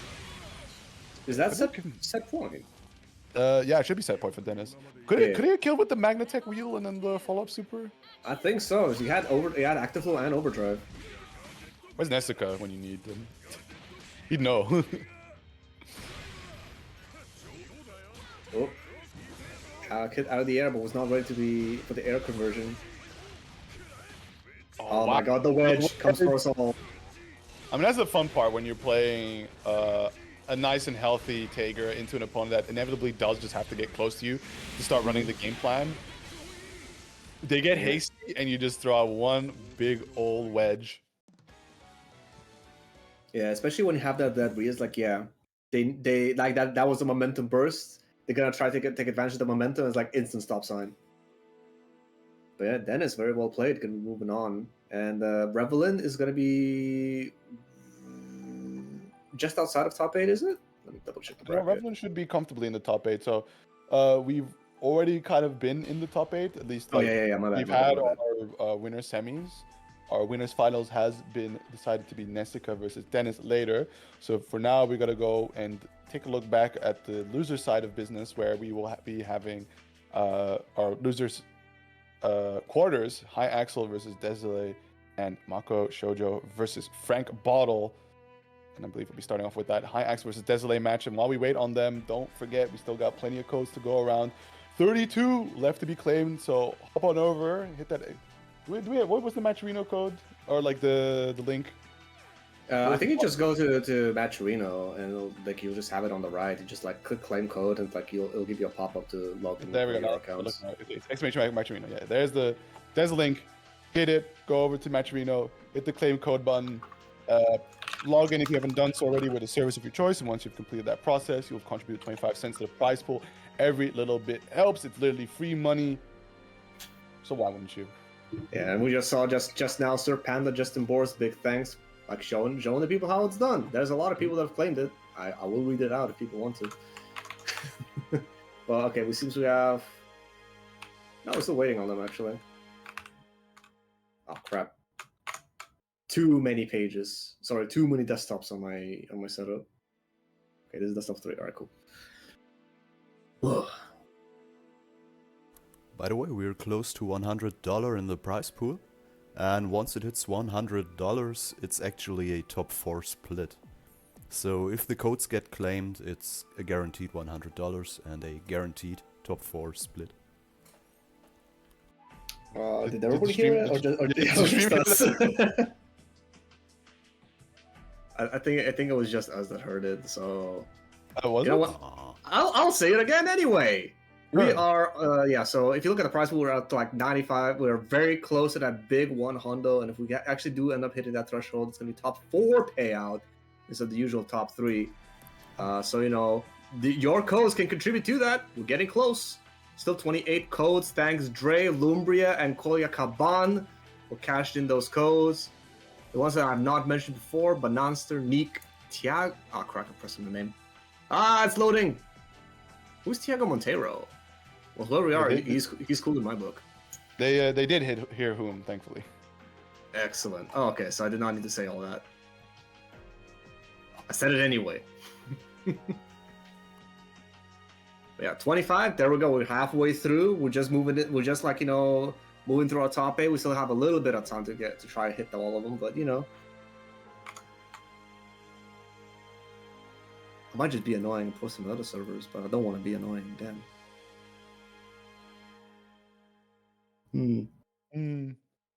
Decisions. Decisions. I mean, that's what Vortex Gallery does. Is they just mass ping like everybody in their server, being like, "Oh yeah, here are the open Matcherino codes. Hop on over and claim them." I think I have the ability to add everyone in the BB server, and I don't want to use it. I will get shot immediately. That is, yeah, it is massive abuse of power. Hey, let's get this money laundering scheme going. Add everybody. If you invest now, Oh you my can become god. a level 1 investor in BB coin. BB coin, BB standing for Beast, because my good friend Mr. Beast, he showed me the tutorial on how to do it. Mr. Beast. All right, we have. Ooh, okay. I saw Desile in the lobby earlier, and I assume High Axel couldn't make it, so we might be hopping over to do Mako Shoujo versus Frank Bottle first. Okay. Yeah, I think that's both. Oh, whoa! Easy. I almost left the lobby. I'm not used to BB on the keyboard. But yeah, I always have Bottle. a, Yeah, go ahead. yeah, I always have a stick plugged in for good measure. See, I do, but it's like out of reach, resting against the table on the ground. It's like I have mine like on a chair right next to me, so I can just like reach over. I mean, to be fair, it's like it's small enough. It can always just be always on my lap, but I'd rather not. I'm like the Zhao Hai when it comes to controlling the lobby avatar with my stick. I just do it with one hand. Bro, have you tried moving around some of these like, you know, lobbies with like a hitbox? That shit is not easy. With hitbox, Because you don't have easy like access to your, unless it's like you're on a crossover or something. You don't have easy access to like move the camera around really. oh, like that. Yeah, you kind of like Yeah. locked in your perspective. Action. Anyway, we got That's such a Mako against first Frank. person problem. Look, man, I'm gonna complain about it. Fair. Yeah, this is a fairly standard play already from Mako. We see that she's playing around some. Oh my god, she's gonna whip punish in time. But yeah, playing around that 2C, playing around all of her very enormous low buttons because Taker does have a healthy dosage of armor moves, but oh my god, yeah, and just the right time Wyvern, just insane stuff here already. And But yeah, yeah. showing one of the main strengths of Kagura being like very good at intercepting your approach. You Yeah. can just be a tower or just a wall. Oh my god, what a 60. Yeah, adios, Frank Bottle. It doesn't matter how much health you have. Kagura can still race you to the bottom just as fast. Level 2. Action. And like you said, like, you know, all those lows, like he can just throw out like, you know, a super fast like sword card, but like if that doesn't end up working out, it's sort of in a bad spot with your slow buttons against Taker. Yeah. Ooh. And like the 2C, it's just such a tragic bun. Like if it hits, it's very interesting, and even then, it's like you have to be kind of like on point with how you confirm off of it. But other than that, it's just not a reactionary tool. When somebody's just buzzing right above your head, being all annoying with their cross-ups. Yeah, and you see Frank Ball just kind of guessing wrong on a 6BB mix-up. Usually it's like, even though Kagura can do like 6BB into Kadamos for the like almost unseeable overhead, it's still probably better to eat than a 3C. 3C is a lot of damage. One final mix-up here. 3C whiffs, does recover in time, and just like that, slowly jumps over the 6A. This one's a painful one for Frank Bottle. I don't know if he has any other character in the pocket, but We have Yeesh. seen the S deployed before. Now, of course, he is locked into the Tiger because it's still a first to two. But yeah, Mako just showing like honestly a clinical display of how to play the matchup. Like no risks real taken. Akatsuki with a big ass sword, I like it. yeah, that's fair. Oh, does get scooped up, and just like that, immediately represented the flash kick, jumps over the wedge. Like, there's at least like one of two things you want to do against Tiger. It's like either be able to stay as far away as possible, and that's definitely something that Kagura can pull off with the range that he has at disposal with his C normals. And the other one is, if you can, try to always be moving smother him. forward, so to say, especially in the air, right? So you can just jump over some of his command grab attempts. Alright, got the side switch. Missed the 3C OP, but whatever, we take it. 2DA is not blocked. Time to cash in this damage. This is what, 4K? Yeah, it should be about. Oh, with the active flow as well. Going for the Oki projectile instead of the DP Ender, and now we're back to just playing it nice and slow. RC into the command grab, but no further confirmed there. Oh my god, the head-in will actually working out versus the J2C. Mako moving on to set point over Frank Bottle in honestly like a very dominant fashion so far. What? Kahneman's round start? I mean, Right. maybe just like it's just a nice hitbox to throw at. Oh! Ooh, okay. Frank Bottle, a little sign of life here. How far can we carry this on? Last time we... But All yeah, right, here it is. The jump the over. fire on the kitchen is on. Can he actually cook something up? Or is the food going to be burnt? So far, we are reapplying the magnetism. 6A, beautifully done. Just, you know, it's going to be more of a threat to hang on to the spark bolt rather than let it rip, because, you know, if Mako has displayed that she's been fairly nice with throwing out that wyvern, otherwise just simply respecting the God. situation. All right, burst on the center Frank Ball. This might be the last one you get all day. Oh, the low? Why does that work on everybody? It works on me too. Like, ah! Could you autopilot the overhead? Oh, what a block! And I think that's the grace that Frank Ball just happened to need there to be able to bring it back around. So one away from tying up the set. Okay, he's got the appetizer going. Now for the entree. Woos! Okay. I didn't even thought it was a combo. Uh-oh. Yeah, that 2C range is such a big problem for Tiger. Yeah, nice stagger as well, just driving Frank Bottle all the way into the corner, not ready with that BFAF off of the overhead. Still gets the Kadamos, slowly but surely breaking away all this health of Tiger. He may be a tanky boy, but constant resets will do a number on him. And now with the life advantage. And like gonna sit honestly, there. he was sitting at such a low, like at such an awkward health amount where he just was not getting the double OD regeneration. Yeah. And now, you know, Mako smartly taking like leveraging the but that's unlucky for Frank. I'm so heartbroken for Frank. That could have been a really nice counter hit where he could use that to advance for. But Mako, like you've mentioned before, playing it absolutely clinically, especially with that like life lead situation, right? Just decides like we don't need to push this any further. We'll just take it back, go to about full screen, play around my large C normals, and have the Tiger approach me with what? Very prolonged and predictable air buttons, or a advancing dash punch of sorts that is very, very vulnerable to lows. Not even lows. I think it's just foot property moves in general. yeah, Like foot it was property, losing you're to 2C, which is Yeah, amazing. you're right. It's foot property, so it doesn't even need to be a low. Just as long as it's a crouching button, usually. Damn. Yeah, it's we over And, hundo. like, Yeah, we made it big money. Oh shit, let me check the match, Reno. Yeah, it's 100. Hey. Yeah, we are over 100, so that means that this is a top 4 payout now. And Neska and Dennis already have secured themselves a piece of the pie. But now Yeah. all that's left is to see between... Well, we're going to have to wait until the losers semis to see who gets the full. I see. Big thanks to Sir Panda for throwing in an extra $5. He's not here, but he is still with us in spirit, I guess. All right. Decily Hyaxel, if I remember the bracket correctly. You did remember the back correctly. In fact, Alright. these two players... So, unlike most of the other matches we saw Decily play on stream so far, Bang is hella mobile.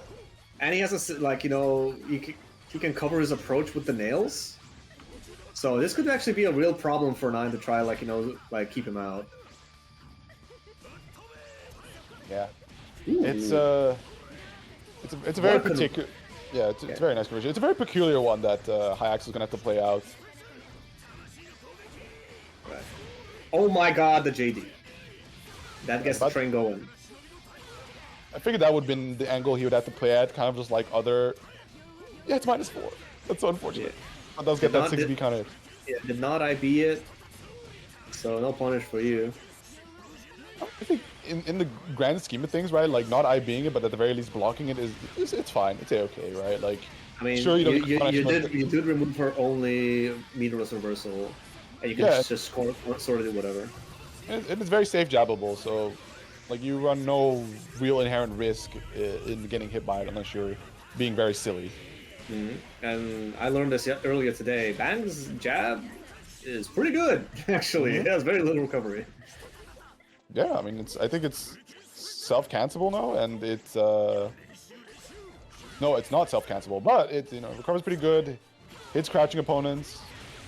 Unfortunately, Hyaxel was enjoying the sky a little too much, and then Desla was kind of like, all right, well, he'll have to land eventually. Ooh! Oh my god. What? Oh, unfortunate drops there.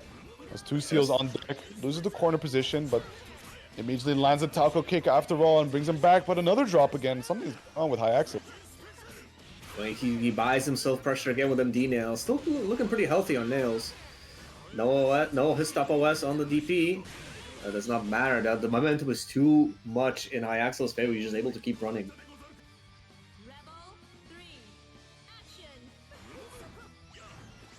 I wonder how Destiny's gonna do this. It's I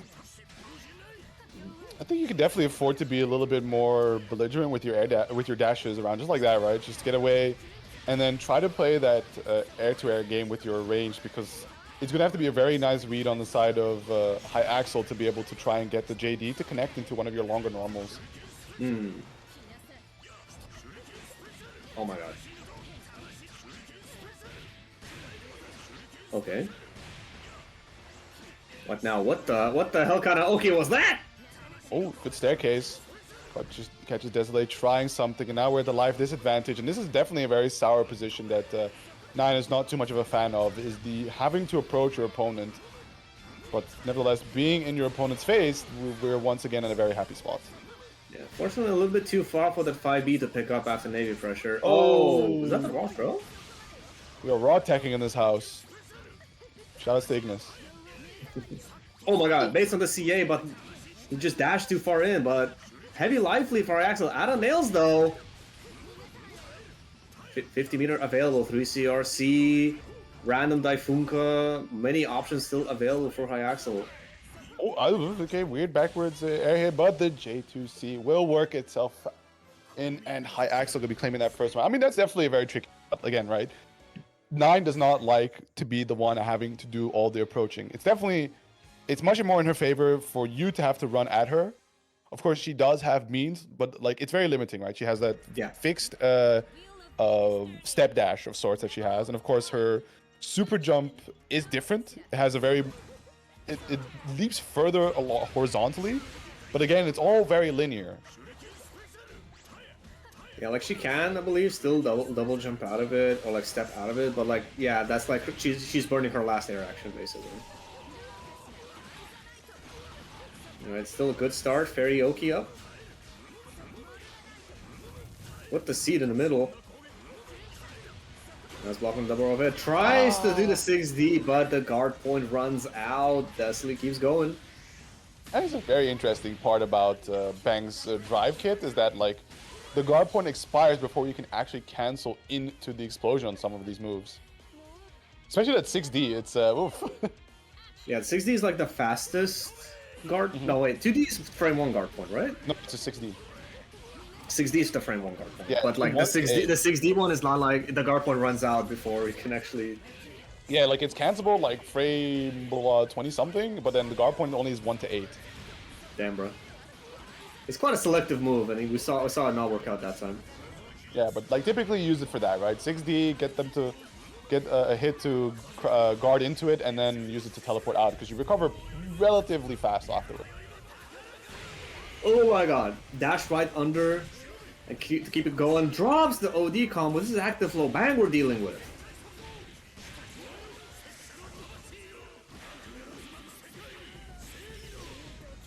This is such a long super. It pretty much burns all your OD time every time. Hey, I mean, especially if you have it running an active flow, you shouldn't be too mad, right? Like, I think typically you would end around that 30%, but now you got a whole for 10%. Whoa! Value. Value, satisfactory. Oh my god, these DPs have all been baited for Destiny. I think I only see one of them work. Alright, back to Fairy. Okay, we go. No, Morganite this time. Back to the JC. Alright. Anzenaito. Alright, tries to OD through it. There's not too much damage, but the active will help out in the long run should the round go on long enough. It's also just a little bit of breathing room, right? Just the get off me button, but unfortunately, immediately goes to waste. Desley gets right back into business here, tries one last reset, but Hyaxel is aware, and we are getting very close to burst being available here for Hyaxel. Unfortunately, that was basically one combo and burst is back. yeah, D-Nails is actually very funny to consider in this matchup. We'll get to it a bit. Okay, paid actor normal. Hello, CIA. Get this Wait, guy. CIA is after this guy. Holy shit. Wait, did Morvet hit from behind? No, I think it just was like, was it? Which one was a fire? 6C? Or no, 6B? No, fire is C normals. Yeah, so 6C just hit from behind for. I thought that was Morvet. Like, No, just went 60 from behind, lol. See ya. Oh my god. Look, man. His parries hit from behind. 2D hits from behind too. He deserves it. Paid actor normal. Oh my god. Ooh, okay. I like that burst bait. Gonna be a good grip of momentum here, especially if he can make sure that Desley doesn't roll out of the corner for free. I get that emergency tech. No stocks, but the mash is gonna be coming out. Still has stocks now. Might be able to threaten the DP now, but opens up with the stagger pressure. Use the RC to force a conversion off the crouching state. Hyaxel now on set point. Yeah, that was a expensive round burst-wise, but still a very dominant one. I mean, especially if you have the round lead, right? It's not too bad. Oh my god, JD into the fatal counter explosion. We get that full corner carry. Yes, also the 5B pickup after the nail. We love fatal exclusive routes. Oh man. Still one away from full seals though. Typical how that goes. One more hit should do it, but at this point, okay, nice air to air. Bring it back down. Can we get that 2C? It's hard. Yeah, it's too hard. Yeah, bang routes. Kind of hard, yeah. I mean, at least getting the 2D, right? I think you don't typically see that landed too often in mid-screen. Like, I won't really count the OD as one, because, like, okay, yeah, you can position yourself perfectly into space in the right spot to, and then immediately press it. Get out of the corner. Just random Daifunka, sure. All good. But I think, like, a lot of the time that Hyaxel just kind of spent trying to chase down Desley to finish him off, he ended up sort of just playing himself where he just falls into a lot of his buttons, and that's just unnecessary damage you don't need to take. You can definitely plan her approach a little better, but drops the 5C anyways, but still burst to be sure. Yeah, that was a drop, but you know, it's hard to tell in the moment.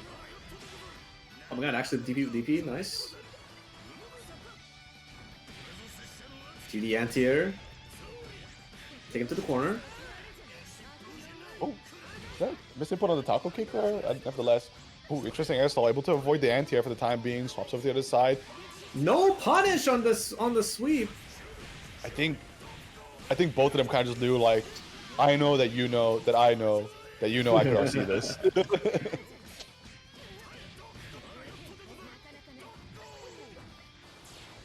That Super Gig is gonna land. Finally showing the trump card. Hyaxel is gonna be moving on over Desily on loser's side. That was a very good run by Desily still. Yeah, I think it could have been a little like I don't know. Maybe Maho corrects me on this because he's in chat right now, but I feel like you can definitely plan or sort of guide 9 into certain approaches with your D nails, in the sense that like you throw it out. Typically, just look at it like, I don't want to deal with this. I'm gonna teleport.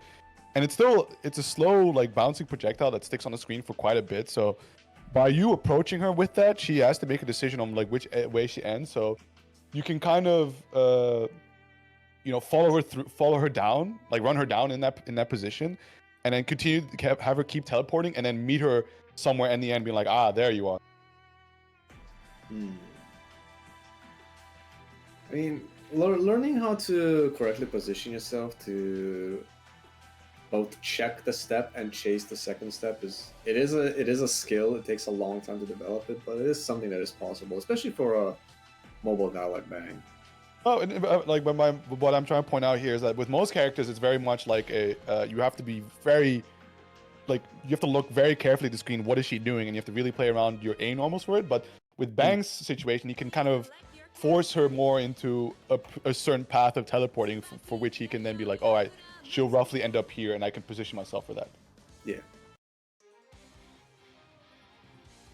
And, if she chooses not to, it's like, well, you block D-nails or something, so I'm chilling. Yeah. Yeah, all good, all good. The wheel of fate is turning. Alright. We got Shikes up against Mako. N. No idea who that is. Is that from... Oh, it's from Pokemon. I do not know which generation that is, but fair. 5, fair. I believe. Black and white. He's the, like, anti-hero in it. It's a cool character. He definitely has that lab coat look on him. Either way. While we're appreciating the palette, Chax has been running a train on Mako with a perfect. Yeah, definitely. Which Pokemon is Kagura again? Fuck. Say that again? I mean, which Pokemon is Kagura? I mean, it depends. It depends what angle people are trying to approach this at. I think the way EU interprets it, he's slacking. It's the giant ape. Yeah, but he's not like. Which one is the one that's like sleeping all the time? Snorlax. Snorlax. Yeah, it's not that great at least. No, slacking is like this ape Pokemon that, like, hits pretty hard, but every other turn or randomly he just Falls asleep. dozes off. He just like goes like, nah, I'm good, man. I'm lazing around for a bit. That's funny. He does not know the counterplay. Does not matter though. 6C reaches the heavens as Mako answers back with a pretty confident round of her own. It's a very apt voice line that Kagura says when he swings with the 6Es is to the sky. Yeah. Or he said, no, fly, that's what it's fly. Toby. Taking that moment to charge up a little bit, wants to get up to 2. Yeah, there's definitely a lot of opportunities for Chakes to do just that, because Kagura has options to reverse the screen, but just the regular run is really slow, and oh my goodness, you are going to hurt for this one. Oh, that's a Mugen run? Just burst! Yeah, this is why you don't Mugen. Like, Mugen opens up insanely strong routes for Tsubaki, but the downside is you do the stock payment up front. You invest all of it at the beginning of the combo, and it's not like it locks out their burst or anything. So it's like Mako, good recognition. I mean, definitely very, very smart play from Mako. And oh my god, second round here, second try. We could have done Mugen now. Burst available for Mako. And that's gonna be the first game going towards Chakes.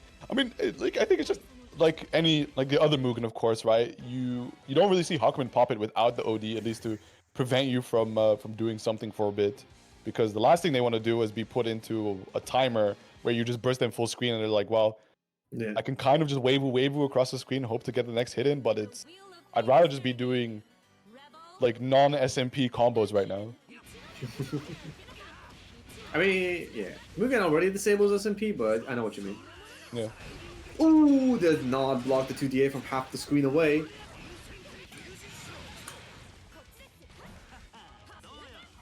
Oh, wow. Okay. A rare moment that Wyvern lost to a projectile. Not gonna lie, these particle effects look pretty nice. Yeah, this is pretty good. I'm usually not too much of a fan of people messing with the particle effects of things because they can get really out of hand. But yo, kudos to Mako. Got a good eye for color theory. We got the swag combos with the fallen JC. Yeah, let's go. I mean, swag combo, unfortunately 2K. Some of these characters are not built equally in the damage department. You usually are seeing after the CFAF.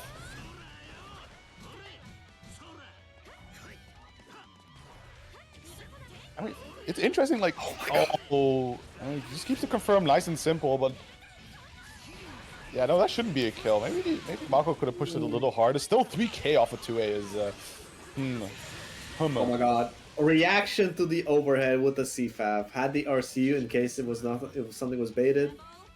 Smart place from Mako. I'm surprised that Mako is affording so much space towards Chakes in this neutral situation, because we do see, like, I had the life disadvantage the last round that Chakes was. Constantly being able to like stand kind of like full screen and charging up without Mako pressing any advantage was interesting. I mean, this is my world of, like, you know, you could just be an inherently defensive player and you don't realize, like, oh, in this type of situation, I have to approach. You know? Could be. I mean, no, actually, I don't believe that, because Mako definitely shows aggression when needed and defense when it's also warranted, especially in life lead situations. Just with Tsubaki, you have to kind of actively engage all the time because you don't want her to charge stocks for free. Yeah. Like, her threat level basically spikes at, like, certain thresholds. I think it's, like, what, 3? Where she can do DP with cancel for free? Yeah. Here we go, get a nice little throw combo going, escorted all the way into the corner. Chakes still does have the burst available, so maybe we're popping this for an OD or just as an emergency off of the next major hit. Does OD through the 3C, but a little too late for a punish, but nevertheless, taking command of his turn, gets faffed out.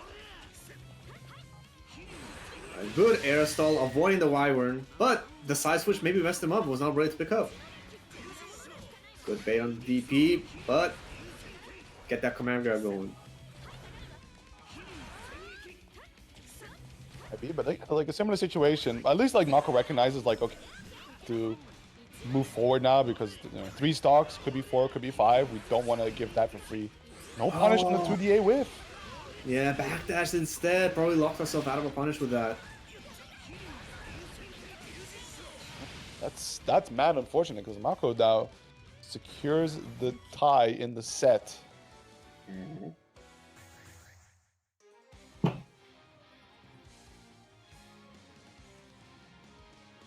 What is that card? I blew up Malay. What? I don't know about blowing up Malaysia. I thought it was a pretty cool place when I was there. The wheel of fate is turning. Action. At most, I knew about the fires in Malaysia. I think that meme might just be too old for some people. Yeah, even I don't remember it. I'm a fire in Malaysia. My laser? Yeah! What did it have to do with Malaysia? I'm a fire in Malaysia! No, this is old internet we're talking about. Tenure my resignation from commentary. I'm a charge in my laser. No, he's still I on fire. remember. Okay, who knows? Either way. Back to the match. What happened? Awful, Ray. Awful.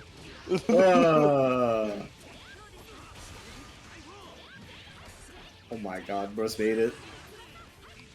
Shaq's looking nice and pretty. That gonna be like dive kick RC into super?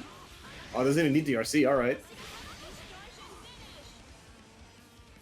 Yeah, Tsubaki with insanely consistent damage. See, Kyle understands. He's been in the same like, you know, pit as me. Not gonna acknowledge it. That was an awful pun. We need to bury it. Unfortunately, dropping the combo there, Mako still has Shiki under control here. Base yet another DP.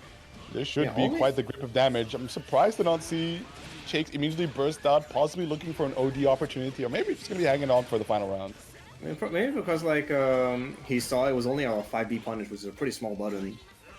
I don't know. I So mean, it's not- still, it could easily push 3.6. Oh my god, flash water.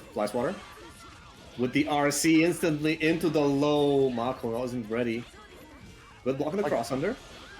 With like 50 meter for 2k and just guess wrong once here. Now this is how you RC for damage. Look at this.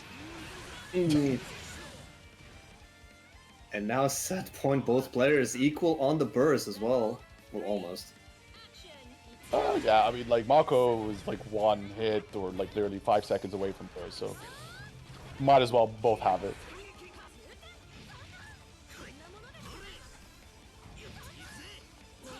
Fly spawning.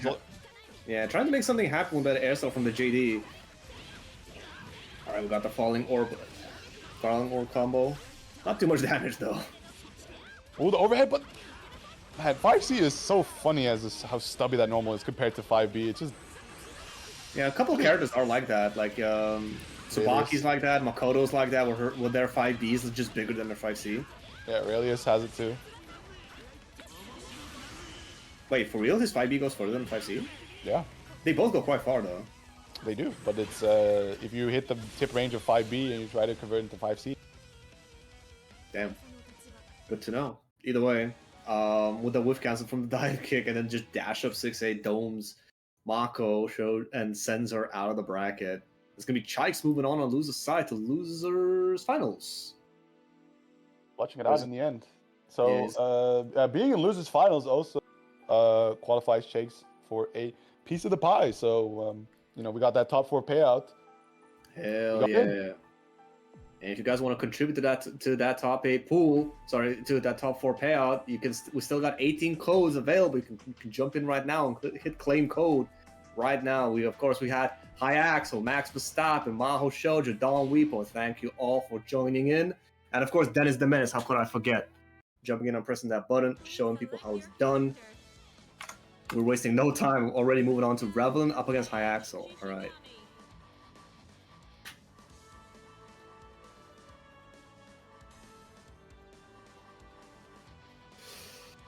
Ooh.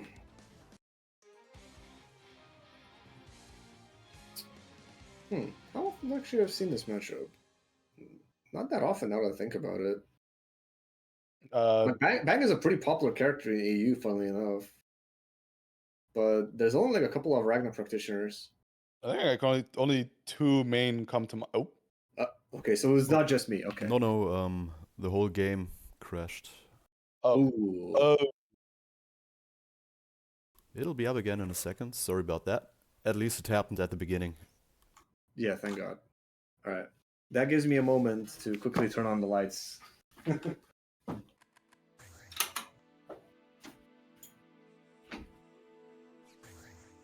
right.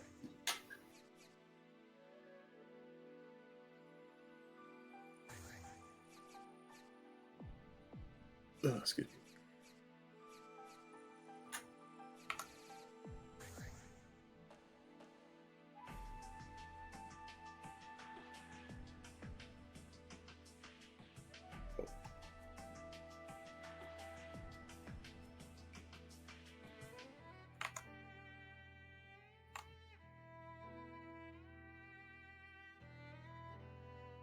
Wrong server.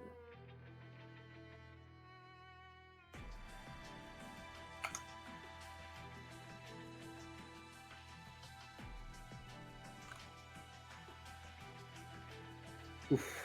All right. Yeah, just oh. Did the lobby link get posted? I'm still waiting on it. Yeah, one second. One. Where is... Here. Yeah, I see the players. As long as they don't start before we get there, is all I'm saying. Don't worry, I'm holding them up. I Okay. hold them hostage. You like that? Yes.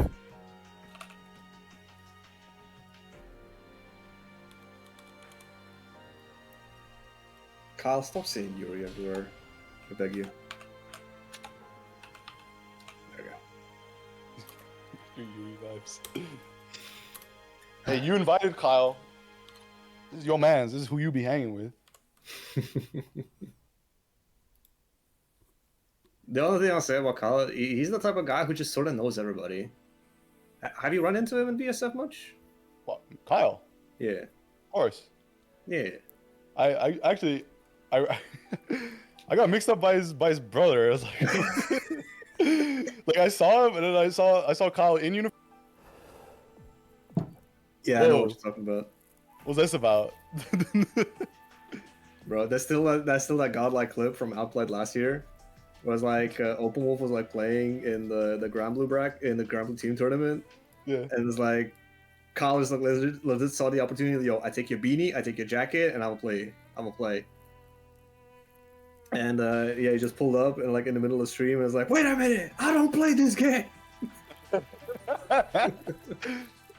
Oh my god, like Please select your I think it's like one of those things that pays off later in life, being having like an identical twin to run Twin brother, yeah. insane pranks with. Bro, I'm bad enough with faces already, bro. Now there's two of them. Cause like half the time it's like your Sony pose like, yo, remember me? It's like, Yeah, I wish I was better with faces and names, but you know, it's Really trying to stretch that one singular wrinkle in the Azrael brain. Wow. Okay. Yeah, that's how it goes. Okay, I see the game is starting, but on the stream side it says synchronizing. An error occurred. Okay. I am in the stream, so I'll pull it up for you guys. Yeah, thank you. There we go. All right, well, currently, ooh, it's pretty good 6D. Tries to go for raw 2D on the Oki. Oh my god. 2D. Okay, there's a lot of crazy shit happening here. Quick taunt out from High Axel as well. Awesome. You guys are missing hella shit right now. OD's through the 6B. That's a punish, and this is OD bang we're talking about. This is gonna hurt no matter what. Full seals available. Go to store reset. Shipugeki available, but I don't know how relevant it is in this matchup. It's Never mind. Actually, there's a key bit of tech around Shipugeki into Ragnar, especially Ragnar in the air. He can air DP you out of it. It is fast enough on reaction to air DP out of Shipugeki. I mean, I would assume any DP with actual invincibility can do that. No, but the thing with Ragnar's is that his DP hits him behind him. Ah, I see. We all remember cross-up divider, yeah? Yeah, I mean, to be fair, if he does it on the ground, you just DP on the other side, so I don't know why that wouldn't work in the air. Version is just too slow. I see. So the ground version and air. Okay, I see. Interesting. Like, I think like you will DP through the Shipugeki, yes, but I believe like bang recovers, he just hurts you for it. Whereas in the air version, you actually just punish him for trying it. Uh-oh. Tries to air throw and gets like fatal out of it instead.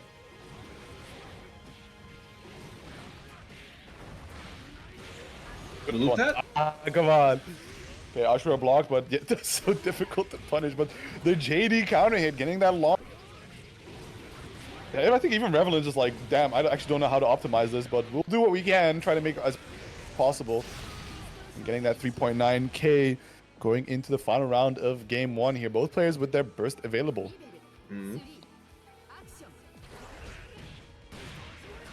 All right, actually converting a JA into all of this is crazy. Oh, tries to command grab, DP coming out. OD's through the grab, and now you're eating all these seals. Active flow about to come online. Majority of 4k into the EA. It's thankfully not active flow version, but still 5k on the books. And the 2D is jump cancelable on block for some reason. And into the Ashra because you just need to hold this unburstable damage from a throw. All right, good showing by High Axel, taking the first game.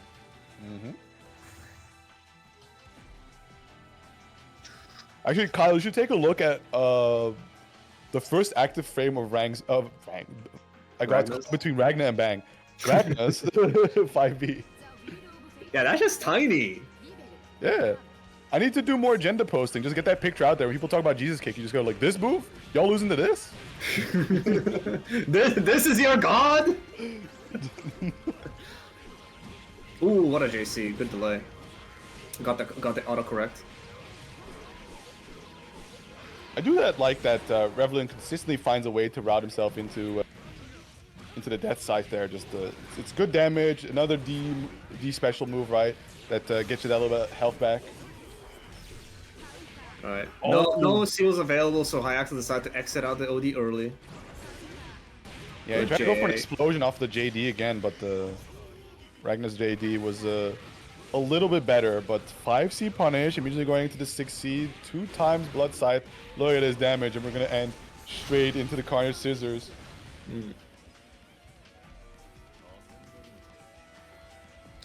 Evelyn. Itching to tie up the set. This is first to 3, right? This is not a first to 3.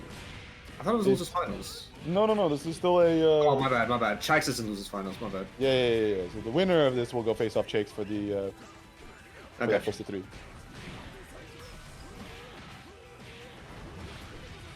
Blue Bee, will we take those? Down to the ground. Just damage as much as possible. OD pop. Oh! Yo, but, oh my god. Like, I can understand the... No, I can't understand. The pickup was cool, but the drop wasn't, but the whole situation was fucked. Going for the air throw reset as well. What are we doing? What are we He just mashed into me again! doing? What are we doing? Stop! No!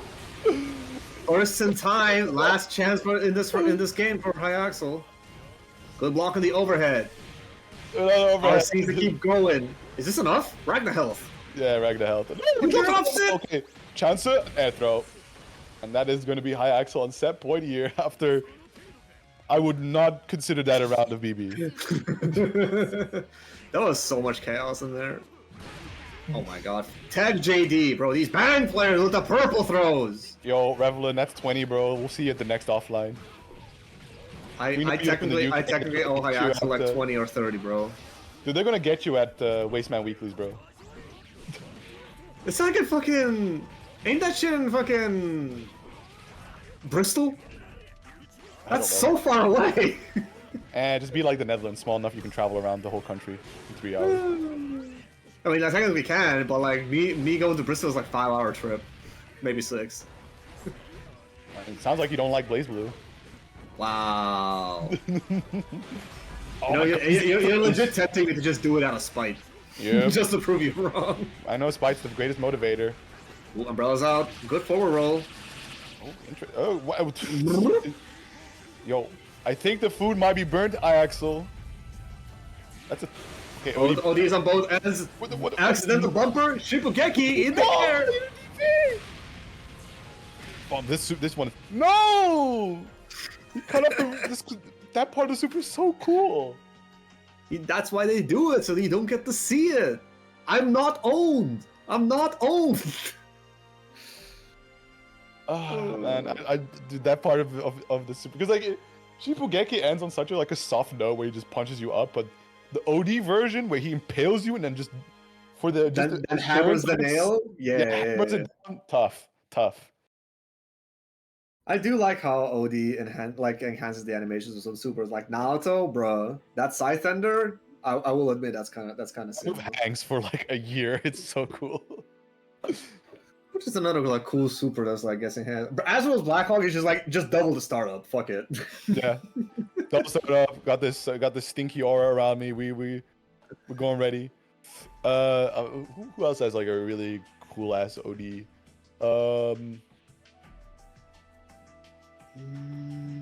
Jin, I forget the name of the super. The one where he like. Where he like stabs the ground and it's like more. Yeah, that more one's pretty acid pop cool. out. Toga, yeah. Please select your character. I think Bokoto's is also pretty cool, where just the fists are enormous. Tiger. Fair. Yuki. Nezuka with the Tarumi? I mean, no, we've seen this before. We actually, you know what? We've literally seen Nezuka picked the Terumi into Star on Izanami. My And guess God. how that ended? I honestly do not remember, but this is Nezuka we're talking about. And Nezuka won that. Oh God. I mean, literally, because the way he played it was he was looking to push in JCs while canceling into landing, right? To just chip away at the At the ribcage? ribcage. Yeah. I see. That's an interesting idea because like JC's like a big multi-hit special, big multi-hit normal. Yeah. Like in this one, yeah, probably gonna be trying to represent a lot of JD and 5D, like the biggest range normals that Terumi has. Nice confirm on the situation into the 6C. I'm also just gonna really like steal this routing as well because I got like a 5-minute Terumi and that's all I got. I just do the funny OD combo.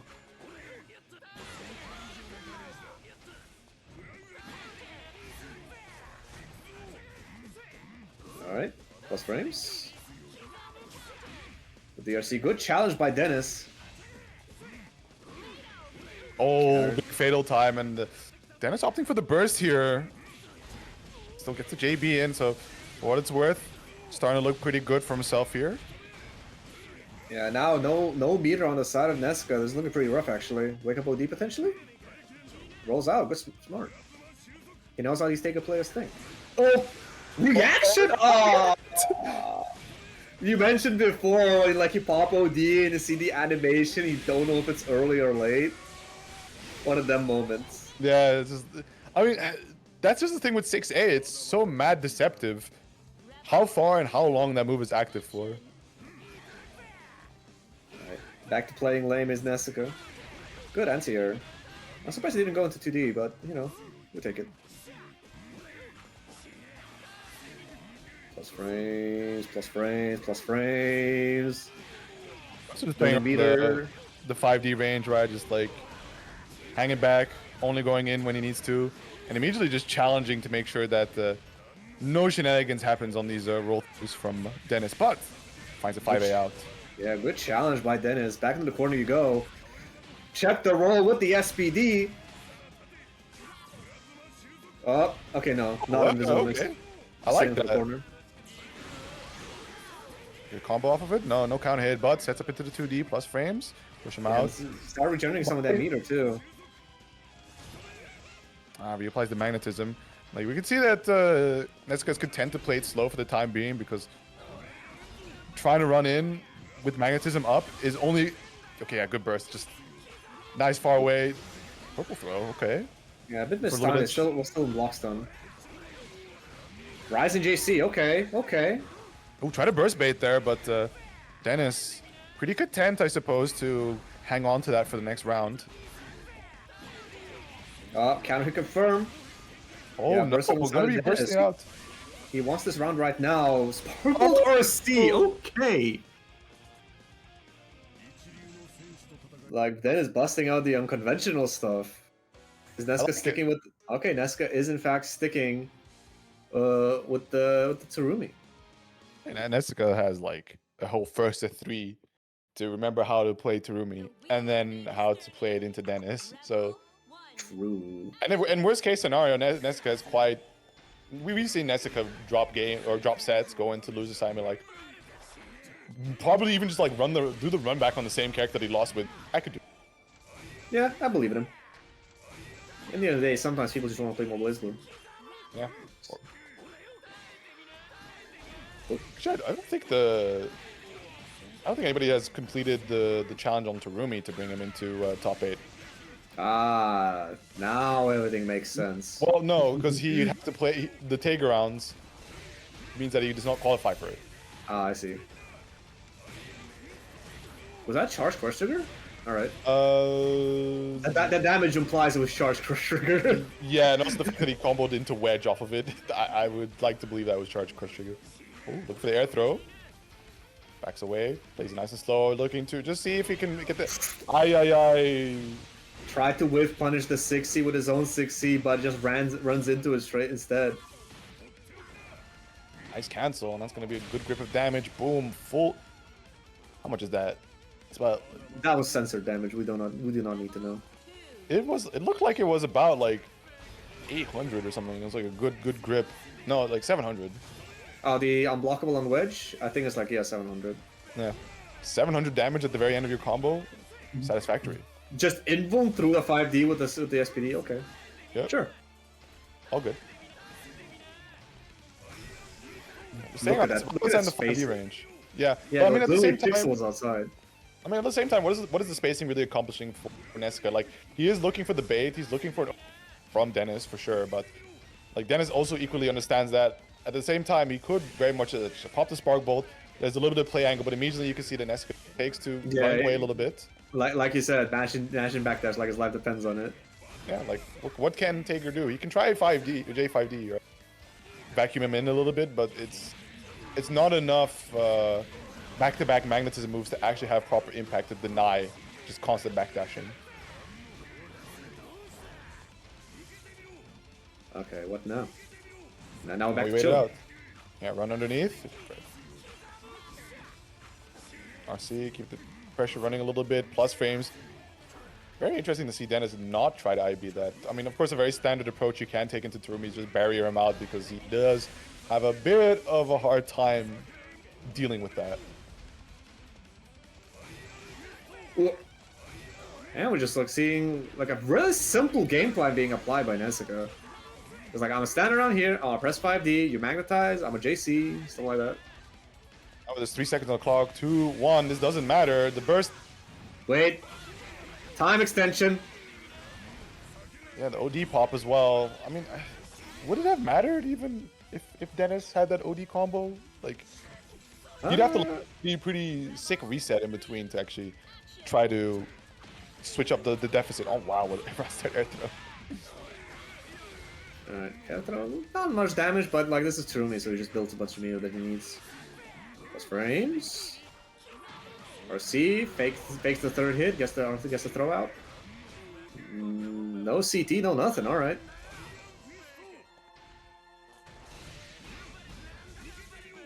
IBs generate a little bit of meter. Hmm. I mean, that's one of the painful parts about playing Terumi in such a way. It's like, okay, you can try maybe fish around your 5D range, but ultimately you do just want to get in there and at least get those drive norms to be blocked so you can start generating a whole lot of meter. Either way, Dennis finally gets the hit that he wants. Nessica cornered. He has 50 meter though. Tries to roll out, nothing.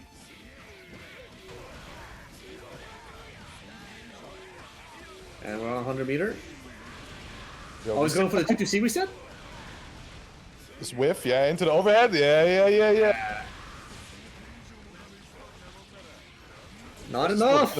Yeah, pops the OD though, wants to freeze the time a little bit. Magnetism, or the spark ball not connecting, but so much time in the overdrive to be able to generate a new one. But the run under 5A to tag him on the back. That's gonna be Nessica taking the first game. Yeah, it's Dennis did take the first one, so it's they tied up. I was looking at the scoreboard on the stream and I was like, huh, wait. Yeah, I Surely- did reset again. The wheel of Ah, okay, yeah, it does that sometimes. It's very fun. one. Action. Yo, Naoto's team? I think the funny thing about Naoto's team is just it never stops. It feels like it never stops ramping. I know. Yeah. You know, actually, that makes sense here. Yeah. Oh, that is a choice moment to go for a 6C. Aggressive burst wants to keep Dennis locked into this corner, especially now that he doesn't have magnetism on himself. He can really just freely run this pressure for a bit, especially that 6B. Bro, the infinite? Critical. I mean, the 6B is not IB, and he keeps getting to repeat himself in there, as well as the fact that it is foot and throw invuln. Like, makes it very hard for Dennis to actually try to get an SPD out in between. Oh, the spark bolt, very nice. Yeah, behind that 5C whiff, Nesca tried to take his turn, but Dennis one step ahead. Get into the corner, he knew.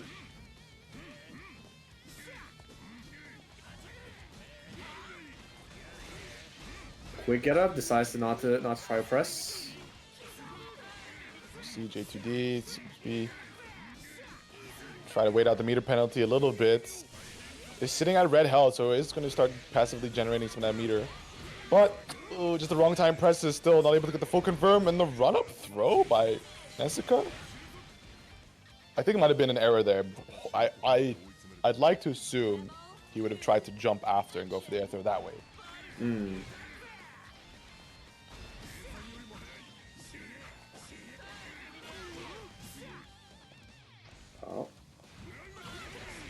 Nice. Good Good anti. patience getting the anti-air. I'm surprised I mean, the 6A JC, that works on normal hit, but he's getting so many counter hits. I'm surprised he's not going for the greedier version. Boom. Oh, I mean, he's taking a very safe route for it. Like, he could definitely get a little bit more off of the 6A counter hit, but also Dennis bursting with a round lead after like RCJA, like multiple hits.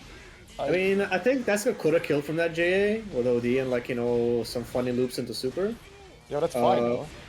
Yeah, but Dennis might have been one of those moments where like you don't realize that you are actually a round up because it happens so rarely. That's a lot of damage. so rarely that damn. Oh, the reset. Yeah. Okay, very nice. Small victory here, able to claim the burst from Nessica. Yeah, too far for the 36A, but decides to keep extending. Dashes behind it. Okay. I mean, Terumi is a fast guy. Well, holy shit, the bravery to just dash into 5D thinking like that it's gonna stop being active, you know? Oh. Connection issue?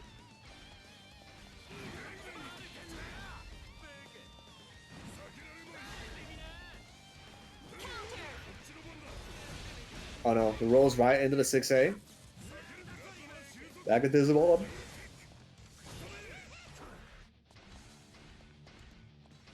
I think it's slow. Just trying to wait it out. I mean, it does have the life disadvantage, so there's the benefit on Dennis's side to just kind of keep pressing 5Ds a little bit. Apply magnetism where he can, and ooh, the 5A attempt getting stuffed out by the SBD. Ooh, baby. 50 meter finally available for Nessica. We'll take the knockdown. See frame kill. Are seeing off of the plus frames there, and there is the challenge. What? Not leading to a whole lot, and does get that JB counter hit, and that should be the kill here. Look at the damage. Just pop that OD to be absolutely certain. Yeah, like especially like lock out that burst that did end up coming back for Nessica, but very good challenge by Dennis, and of course later down that JB, that ground bounce on counter hit, crazy shit. Yeah. See but it's not over yet. Yeah, Nessica's still committing to the Terumi, so either just going to go into grand finals off of it, or into losers with it. Time will tell. Nessica definitely playing a very slow game, which is funny to see on a character like Terumi. You'd probably, like, if you want to play this slow, you're better off playing, you know, Nu, which he very much has in his kit. I mean, yeah, Nu is also pretty mobile as well. Because I was gonna say, like, you know, Terumi is actually like crazy fast on the ground, but yeah, you're right. His pressure game is good into Tager. It's just like so much time spent like being on the other side of the screen. You're never generating the meter that you could with your drive. Yeah, like you're seeing like Niska's trying to get like crazy creative, trying to like crack open Dennis, and he's just kind of like holding down back. He is in danger now though, so a little bit more meter, and we're very getting close to that 25 meter point, but sets up for the throw, and that should buy him quite a bit of time here to try and get that barrier up, especially wasting time like that. OD pop. Good bait on the command grab. Not gonna cash in. 100 meter available. Ooh. Oh yeah, this is definitely one of those supers that looks better in OD. Yeah, for sure. Boom. I don't think he confirmed that. I think he just let it rip. Yeah, why not? It's 5k damage. Like, can you complain really? Oh, the no tech. And that is something that Nessica is kind of going to regret a little bit here, as Dennis is now on set point, ready to put himself in the winner's seat in grand finals. Right. Early start for Nessica, gonna try to deny that. Stays in front. I got hit. Yeah, fair. I mean, we'll see a little bit more aggression coming out, especially no... Oh, wow. Leaving absolutely no opportunities for any sort of interaction to Dennis right now. Just riding all that momentum now that there is magnetism play, has to fear nothing and can just let loose on Terumi. You reckon that was a hit confirm, or was that like, you know, a cosplay confirm? I think it was a hit confirm. If I'm not mistaken, overhead is fairly hit confirmable. I've never tried it, so... I don't... Have you played Terumi? I have like 20 games. Unfortunately, those 20 games you're not getting back. All right, Nesca though staying alive with pumping the aggression up. I wonder if he's gonna keep it going.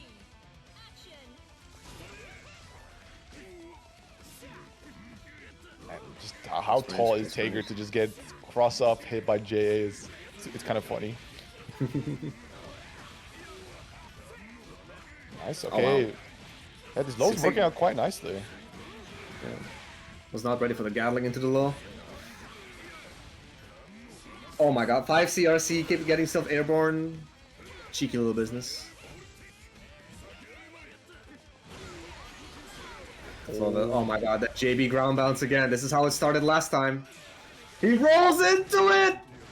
TRM as well, like, okay. That is a massive swing there for Dennis. It looked so good for Nessica, especially with... Oh, you're dead. That's what he was looking for before. Pop the OD, do a couple of loops. I should be dead, right? Oh, what is... Is this actually better damage? You It's, just got into the engine! It's... Oh! We haven't seen that one yet, so Dennis is now probably keeping that in mind, but Nessica is still clutching it out. I mean, nevertheless, right, even engine, still around 5.6k-ish, right? Like, comparable damage. I mean, that was a raw 6C, 2-2C OD. You would have to do a 4D in there, then, so like it would be minimum scaling on full engine. So yeah, that's like 5k, 6k. Oh, you're talking about like the 4D J2D loops.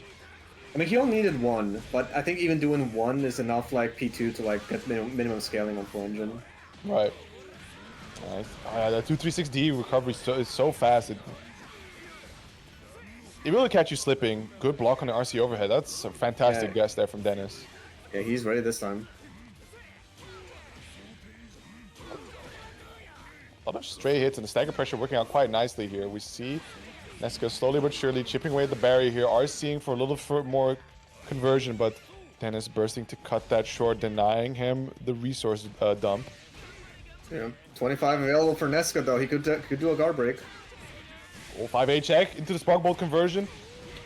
He succeeds when being pushed out to the corner, and the 6B just to push us up a little closer for that SPD. Do we get a kill off this SPD? Should. Yeah. Yep. Keep it nice and simple. Dennis, set point over Nessica for winner's side grand finals, potentially. Yeah, once again, right? And something interesting to consider is also the winner of this set, next to being in the winner's side of grand finals, secures himself at least top 2 payout. Oh boy. Good SPD there, get out of the plus frame situation, apply that magnetism, but the backdash, not enough in succession to be able to avoid the ASPD, and we... Oh boy. Nessica, This is not quite enough to kill, but is this potentially your last guess? Decides to burst! Wow, it's a pretty Jeremy good position. Overdrive has been diffused. Oh, what a pass there! Recognizing the 25 meter on the side from Nessica, says, you are not going to get the trigger today, sir. And that is going to be Dennis taking it 3-2 over Nessica, sending him down to loser's side, going into the winner's side of grand finals and securing himself top 2 payout. Crazy business. And Nessica was actually like, you saw he was trying to play like, nice, super lame and slow. And it seemed to be working, but Dennis actually ended up going up, quite a heavy lead. And then you saw that Nessica had to like pump the gas so he started making things come around, but it just was not enough. Dennis, with some very well placed challenges, ended up taking it. It's definitely a very interesting choice there from Nessica to go with the Terumi. I mean, we do realize he does like taking the weaker matchup into certain scenarios simply because it's. I'd assume it's more challenging, right? It's a little bit more. And well, it's very blatant as well that Terumi has some glaring weaknesses into Taker, some strengths as well, right? Gloom and doom, but just with like how Terumi's conversions work sometimes, and the fact that it's consistently on the lower end until you're willing to drop meter or you get yourself like counter hit 60 or a fatal starter or something. Yeah, I think it's like what the 13k health of Tager is. That's a huge task to get by. Yeah, you saw like, you know, he was basically completely chill, just waiting it out until Nessica was under that 50 meter. Mhm. So he basically was not swinging into it that much, and most of Nessica's meter ended up going into extending pressure to make something happen. Like he Yeah. was getting creative. I saw 6B, RC 6B is like, it's 20 plus. I mean, it's plus, yes, but I think it's like plus Throw Dennis 2. off. I got booted out the room. Oh. Let me just rejoin that real quick. Yeah, but it's plus 2 if I'm not mistaken, which still leaves room for shenanigans to occur. I mean, versus Tager, yeah, because SPD, the plus 2 is not good enough. I mean, plus two is kind of chill, but like as always, people can just DP through if they don't feel like dealing with what comes after the plus frames. It's quite the heavy RPS to go for, but you know you can kind of set that up by disrespecting a plus frame enough time that your opponent kind of gets apprehensive on it, then you can press back. But in Tager's case, right, what he does to interact on plus frames is he just grabs you, and there's no blocking that. Yeah. Like at plus 2, whatever you press is not going to be fast enough to hit him out of the SPD before the invul kicks in. I think you need what, plus 4, and then you press your 6 frame or 5 frame. Yeah, if you plus 4, you press a 6 frame, it hits on frame 2, so it should be good enough. And of course, if they IB, then the entire plan falls apart. Yep. I mean, it's still I mean, yeah, it just increases the RPS a little bit more in their favor, right? Your air quotes only -1. Here it is. Shakes versus high axles. I mean, that not to panic or anything. Yeah, okay, the names are correct now. Yeah, I was looking over the stream though. That is not Shakes on Bang. And usually both of them just backing away, but the chase down there from high axle, I rated, right? We mentioned this before with Shakes versus Mako that you can't really afford to play too slow into Tsubaki because then you just give her the room to start charging up. Oh my god, high axle playing so fast as well. Another instance of like 5C into instant burst being blocked. Is 5C jump canceling? Surely. Yeah. Oh, is that what it is? Okay. Yeah, I mean, otherwise you can't really burst bait it.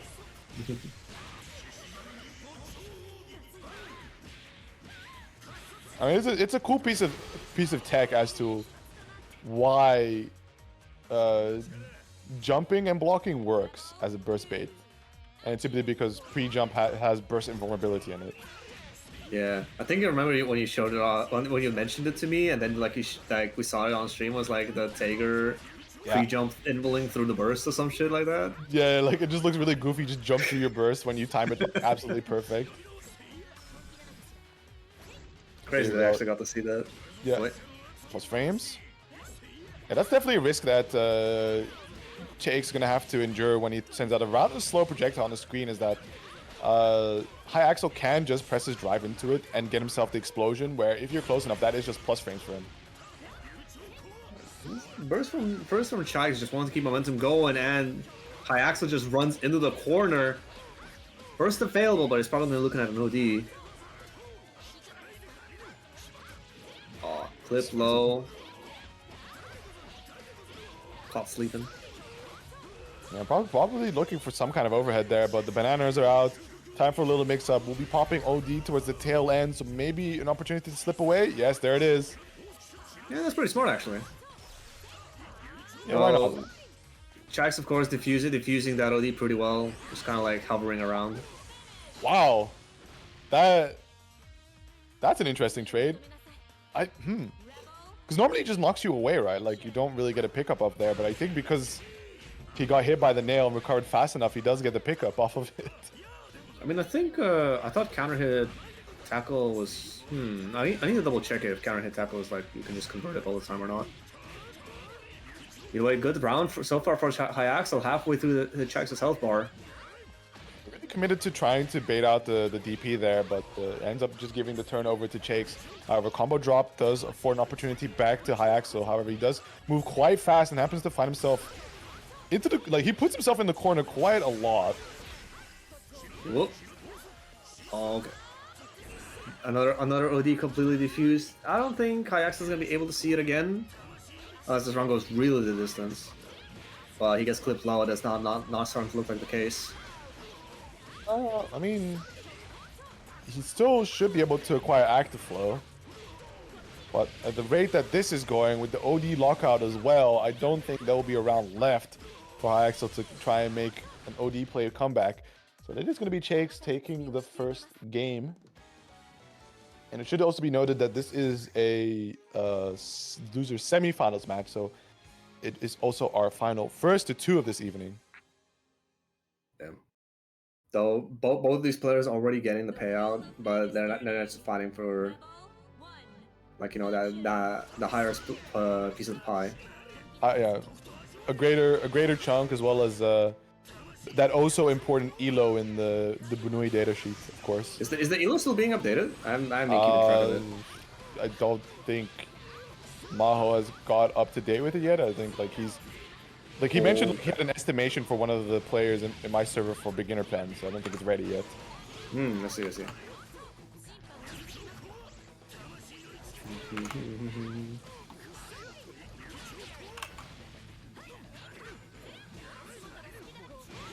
Oh, the delay. I see. We like stagger pressure. It's good, honest, and fundamental CF. And it feels good. It does feel good. Chakes now, satisfactory. Chakes is on set point. No punish on the Finish. side. What's happening? I might have been. I mean, it could also just be online shenanigans, right? You never know how some of these connections play out. 2D, interesting. Tries to go for the command grab attempt in the air, but Chakes finds the DP. Maybe just like inputted the super jump into the sequence a bit too fast. Got the command grab out. Could be. Not too much damage, but keeps it close. Cross up not ready. Is high axle, sorry. The cross under the Alta 4? Was that 2? Yeah, that's an Alta 4. I mean, who Alta 4 before? I mean, high axle definitely does that. So does Checks, actually. Yeah, Alta 4s. It's I don't know. I mean, like, I guess, like, yeah, okay, sure, it kills, whatever, get me out. But at the same time, you do nuke the replay, which you could probably safely assume for these two players it doesn't matter too much. But say you do encounter somebody that kind of cares, it's like, yeah, that replay's up in smoke. Look, man, I'm taking all my secrets to the grave. What happens in Alter stays in Alter. You bum! Just give me the footage to study. Bro, in the Azrael course, someone was like asking like, "Yo, can I have some footage of like Azrael S?" And I sent them like, you know, the replay theater. Yeah. And another guy said like, "I'll DM you the VODs." It was like, bro, what are you doing? In a public place, you just say, "I'm gonna DM you the VOD." Come on, man. Come on, spread the close to your chest. Although, like, we talk about Azrael VODs being DM'd around, but nobody told me about the virus appearing on my screen here. So Nezuka rocking the God, I just realized. Yeah, the Arakune. I mean, Nezuka does have an Arakune. I think I first ran into that like in some team tournament, and he, of course, he OCD. Yeah. Oh, trying to IB and looking for an opportunity to press out. Okay, so you have this is I think the one downside of having whiff cancel is Nezuka is farming hella meter off those IBs. I mean, you can just not with cancel. Yeah, you could dodge. You could just kind of space it out, maybe mess up his IB timings. Who knows? But just autopiloting your way through and giving him a free 50%. Oh, a bit of a mess up on the buck sequence. But that's the rising JB. Yeah, enough bugs for one final knockdown. He'll be temporarily locked out, but just like that, he's ready to curse up once more. Tries the anti with a 5C, but there's so much recovery. Oh, the no tech, and That's a painful one as well. That's a lot of curse you're eating. CA into bugs. Oh, the whip cancel gets him. All right, Chais, this is your last chance.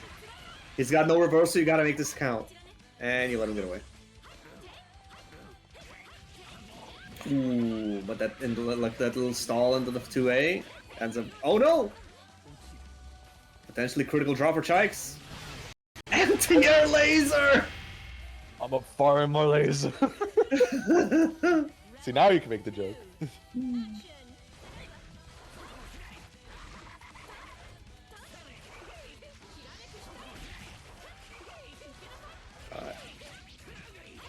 Aracune is so difficult to commentate because like, what is even going on? He's just like flying about, bugs coming out.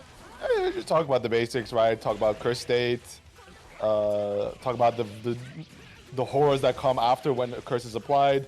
The fact that all his buttons become negative edges, where you summon shit on the screen. It's you know, it's fairly standard play. Like, you don't really need to bother yourself with the nuances. Just like, hey, what's a cross up and what's a guard break?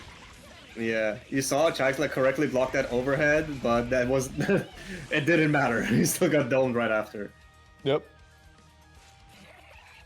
Oh man, I'm trying to remember. I think it was Jewelry that always would do like set up a sequence where we would just like get free uncontested charge crush trigger on like because like he would lock you down with bugs and he would just be sitting there charging and he would like set up a guard break at like 50 meter. That was fun to deal with. Oh, tagged out. Could have been a full curse conversion, but I think Nessica just had other plans. That's something you do have to be quite specific with Arcune, at least. So some of these hits, you have to be kind of primed to expect that it would hit and then convert it into a curse combo. Because in this case, we saw earlier Nessica got the J2D variant into Cloud Set, but you know, choosing to go for the Cloud Set means you sacrifice the damage. Yeah, and even then, like you don't even know what cloud you're getting. It's like RNG. Have fun. Goodbye barrier. Goodbye barrier. Goodbye barrier. And the guard crush. Yeah. Actually, do the bugs do chip damage? That's something important. Like, do you need to be burying the entire bug sequence? I mean, you definitely need to barrier the guard break the bug. Yeah, of course. So like, if the bugs don't do chip damage, Punish. then just sit there and wait for the C bug to activate so that you can barrier it. Well, it doesn't look like it. I mean, At least in the air. I mean, Chakes is like barrier blocking everything, so it's hard to tell. No, I saw him like the normal block for the bugs, and I don't think they help our move much. Okay. So I don't think I think they're just considered like projectiles, not like specials or anything, which is where damage 7-frame reversal into full curse. Oh, right, he drops it.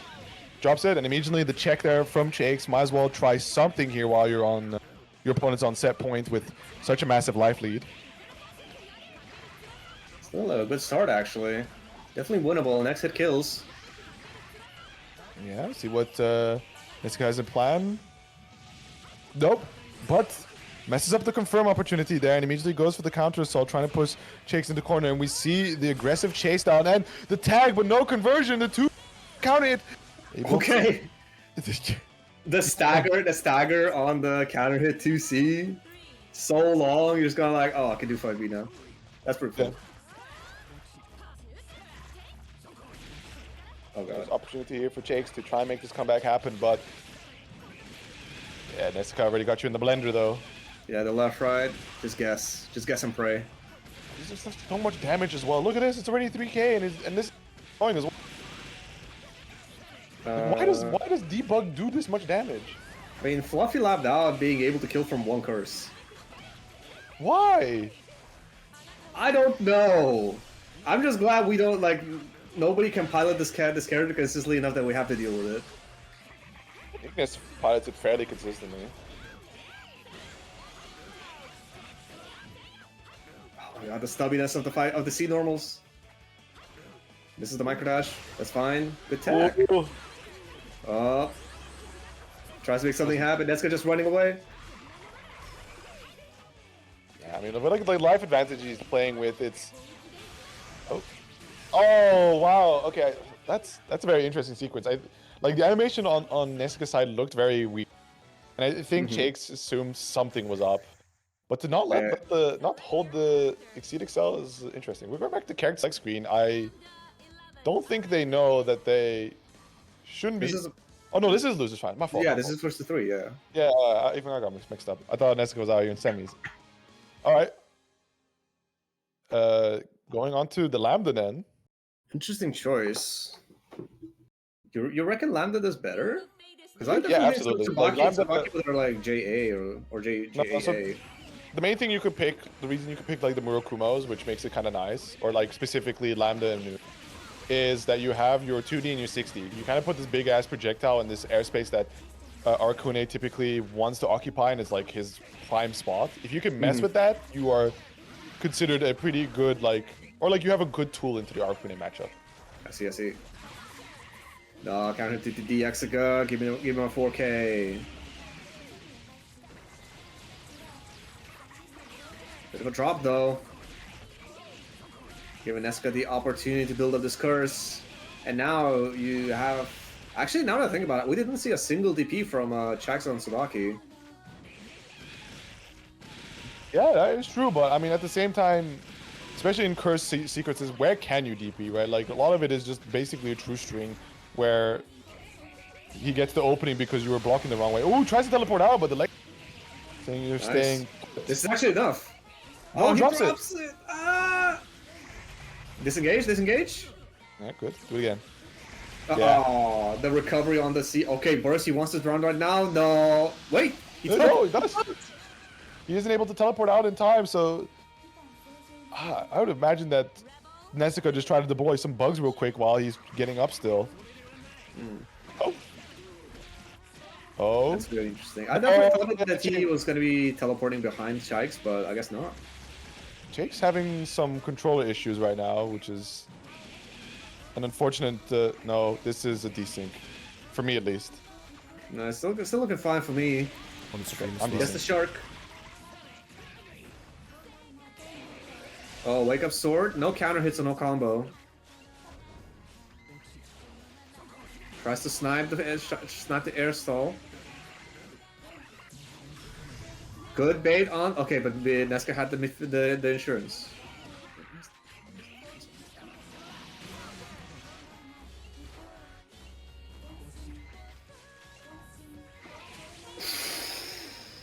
JB.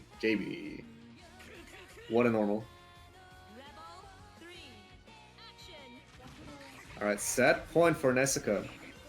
To potentially make it back to have a run back versus Dennis.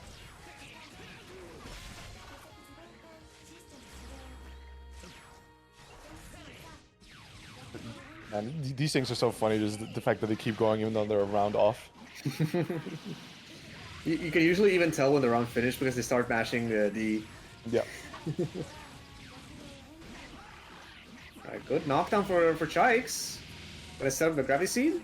Spike Chaser. Good block on the 4D. Ah, but the CSB gets you. He drops it! Oh, this is potentially disastrous. One more opportunity for Neska. Active flow available.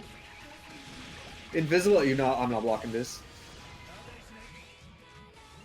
Alright, gotta try to stall out this burst timer. Neska actually found the right spot to burst in there? Either way, does not matter in the end. Chikes, with the Lambda pick, ends up taking the first game. I think... Oh. I mean, I'm still streaming it on Discord, Yeah, right? okay. I was hoping I get back in, but from your stream it will be. The wheel of fate is turning. Rebel 1. Action. Alright, back in action. Going for the Axe Parser immediately, but gets scooped up into the spiderweb you go. No further shenanigans from Nessica's side. Messed up the bell bug, so no pickup out of the spiderweb. Oh, tries to 3C under, but the recovery is a bit too great. And using that like weird movement of Aracune, that like weird downwards air dash. Tries to 6A, but good challenge. Running into the corner. I mean, the character is definitely paying off very nicely in the sense that also it's a more like what we've seen work very well for Jake so far. Has not really been the fact that he could trying to influence the airspace that Arcune usually likes to occupy himself in, but the fact that like he can set up all this pressure sequence that he's very much forced to block. Yeah, like very safe pressure when you space. You set up the spike chase, you spare the sickle, like all good. Do an overhead or two, see what happens. Yeah, dash under, keep going. CA, get off of me. No meter both sides. Oh my god, alright. And that's Curse. And now you're stuck. Oh my god, he matches out. Yeah, drops sequence, but you can still sling bugs all over the screen, so it's not just a escape situation just yet. Finds it's an overhead, but no further conversion. Does get a 2C towards the end. A D bug does find its mark, but a reset does. Wow, crosses up into the corner with it as well, and just that in the final few seconds, able to make the comeback happen, and once again secures the set point here against Jakes. Oh. He managed to bring it back last time. Oh my god. A big dash. Trying to call out a backdash on Wake Up. Call the backdash or get them pushed into the corner. Either way works, but the forward dash was the way out.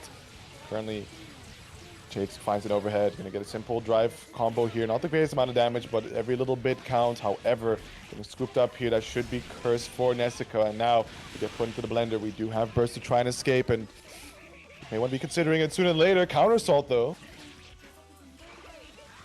Like, is there a way to tell whether Arcunis walking forward was doing the 2-4B? No. He just walks forward. Good OD, but that was a bit too late. Nesca pressed after and he's being rewarded. One more chance for Chikes. He gets the side switch. Bugs available.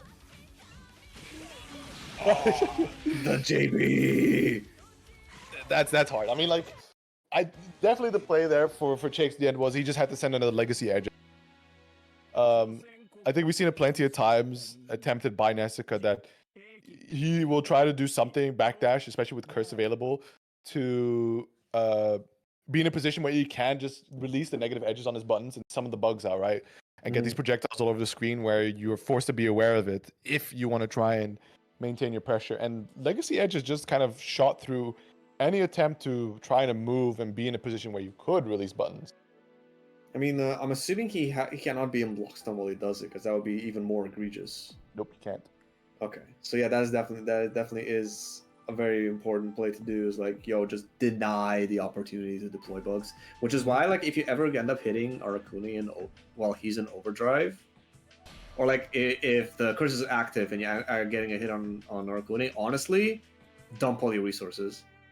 And, you know, just like extend the time, run as much of that curse out as possible, because as soon as he techs out, bugs are coming. Oh, man. Yeah, exactly. Well, that does put Nessica right back into a rematch against Dennis in the grand final. So Dennis, as a reminder, on the winner's side, has that protection of only needing to win one set compared to Nessica that needs to make 2 sets happen.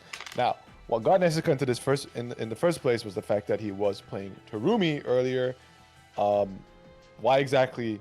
It's a mystery. I assume he just wanted the challenge for the funsies.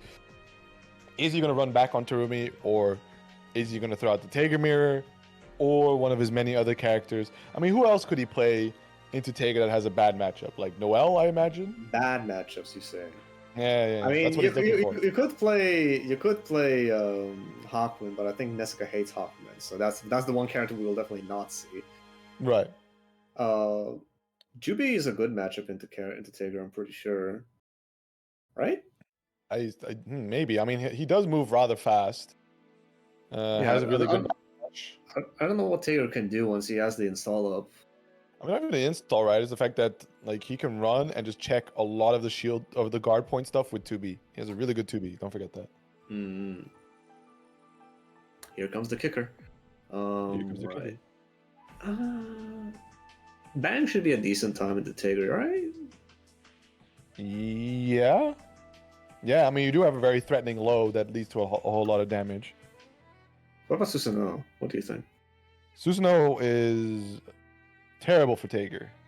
Terrible. Okay, I thought it was the other way it's around. the thing. You consider these characters that can play out of the range of Tager's grab and like are pretty self-sufficient with it. Like Susanoo can just throw these mids out at a distance, and you know, if you get bored, he opens you up, and he actually has the damage to try and kind of race you to the boss. Unlike say Ragnar, for example. Ragnar, some of these 5B confirms will still be in the let's say standard side of damage, right? Keeps it kind of on the low end, nothing too crazy. But No. Susanoo can definitely convert easily into 3.6 4K. Of like pretty much any touch, I'm sure. Okay. It would Makes have, sense. yeah, actually any touch, yeah. Like at least the 3K off of any touch. Right. Uh, Is Shikes holding up lobby? I think he is. yeah, it could be. No, Nessica asked for a short break. So Oh, he'll that's be fair. there in just a sec. They're there. All right, cool. All right, and the pick is. You see the Tiger hover. Oh, it is the Tiger. Okay. Time to see that most creative use of backdashes in the game. Yeah, I was about to say. So this is an all-time funny with the fact that Tiger can actually benefit from being magnetized in a really weird way. That should the opponent try to pull you in with magnetism, your backdash doesn't do enough backwards movement, so it ends up actually being you end up pulling him in while just backdashing, which means he has a good old 20, like was it like 20 frames of invulnerability where he's technically moving forward. All right. Sorry, I just had a message not to respond to, but yeah. Oh, through the gap. And that's gonna be another pain point for Tiger for sure, is that all these gaps he has built into his pressure, which is just prime opportunity to get to command grabbing. Yeah, but it goes both ways, of course. He's just staring down. What? Oh, the overhead! From the range is what gets people most of the time. I'm pretty sure. Armor Armor through the speed spark as well. bolt. Okay. Oh, they're just swinging at each other. This is something. Okay, the Oh, no yeah, no tag being called out with that 2B.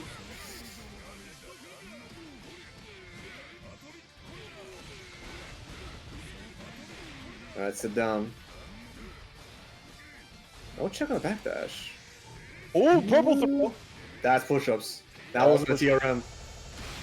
We'll be seeing Dennis at outplayed, I think. Man, I wish I could see both of these players at outplayed, man. That'd be tight. What? There it is. There it is. Through the 5D.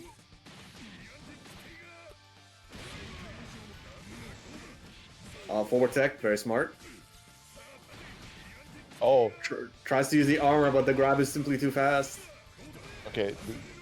I think it's like fool me the fourth time. that is not considering that. Cut it out with his SPDA. Okay.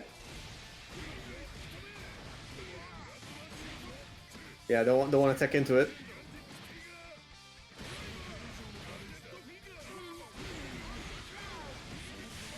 You gotta burst at some point. Yes. But okay, this won't kill. Oh my god! No, it just killed. My fault. I forgot. Yeah, 700 damage. It didn't look like it, but good I thought, heavens. surely, Taker, big boy health. No, even that wasn't enough. God damn. All right. The wheel of fate is turning. Yeah, Dennis doesn't seem to be too ready on these. Or like just the fact that there's an opponent who can command grab him back, and just a beautiful backdash in that 2D entry attempt there. No magnetism applied, even going to be punished with some damage to both players now. Have their opponents magnetized. Wait, sorry, I'm confused. Who won? It was Nesca, right? Yeah. Yeah, it was Yeah, Nesca. Nessica's red. Alright, thank you. Yeah. All good.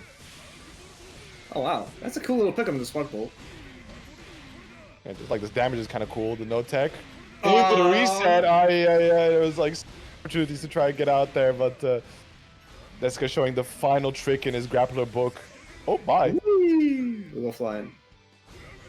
Okay, we'll block that. Was ready this time. Wedge catapult. It's definitely gonna be enough with the active flow for sure. Yeah, Dennis also just hang on to the burst. I think like to make a comeback happen on Tiger into Tiger.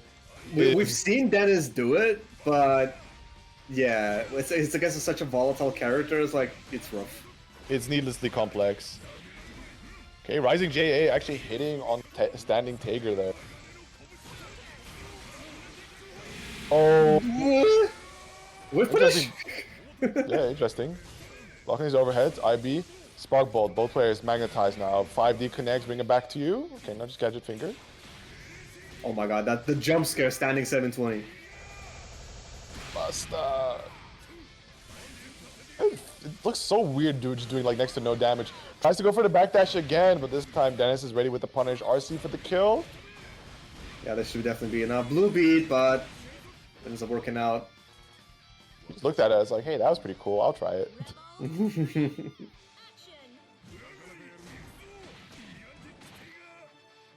Alright.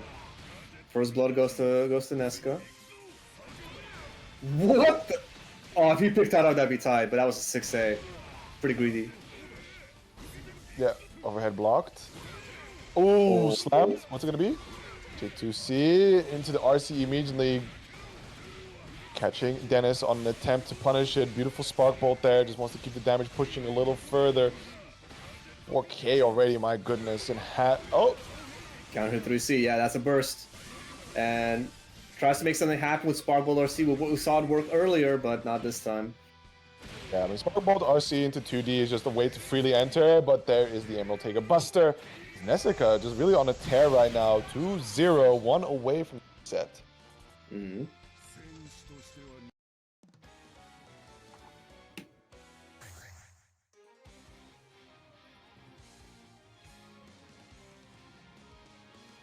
We are seeing unspoken technologies that should never have been unburied. Wheel of Fate is turning.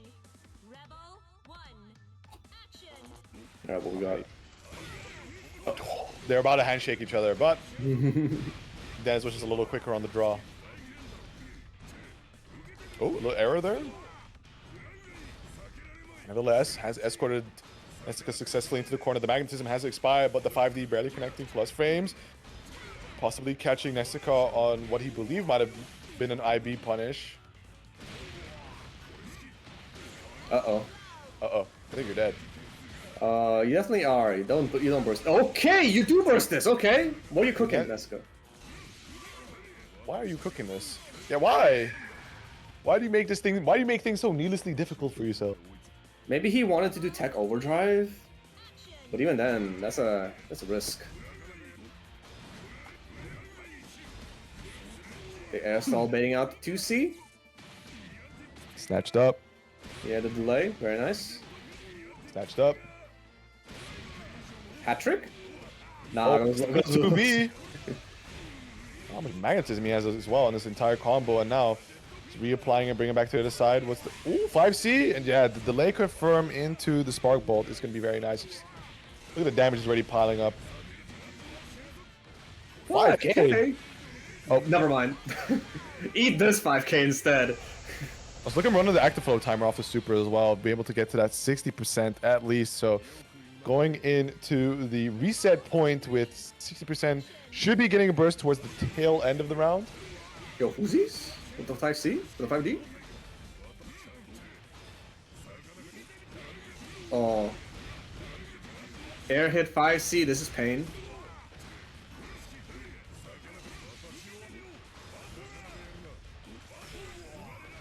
What does he say when he does JD? Because I keep hearing Dogura. Could be. Shoutouts to Dogura and Zazriel.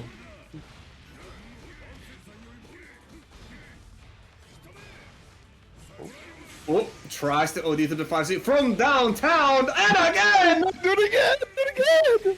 This is Taker though! Is this enough? Not quite. No, not quite, but 5.7. Oh god, that's Wedge. No! It's Wedge. I think Play if he this did- character! I think if he like waited a bit and did Exceed Excel, because like he went very fast into that sledge, and like I'd hope you know what the Wedge startup looks like, having you play the character for so long.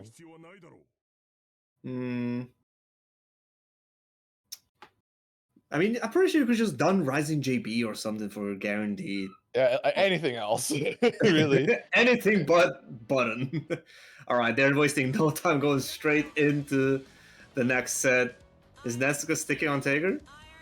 Yeah, He is. I mean, yeah, he is. He did have the option to switch because technically it's an entire new set, so the loser swap rule does not apply. But here we are.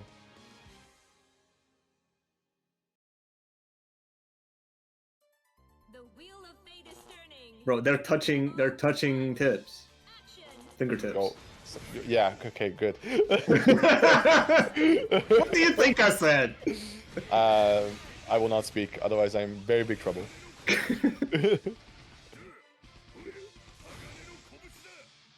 Yo, we shuffling, we shimmying.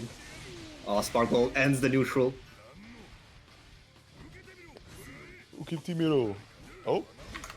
Pulls in just in the right distance, but no punish on the wedge. And yet Oh, again, Magnetism just ran out in the middle of it.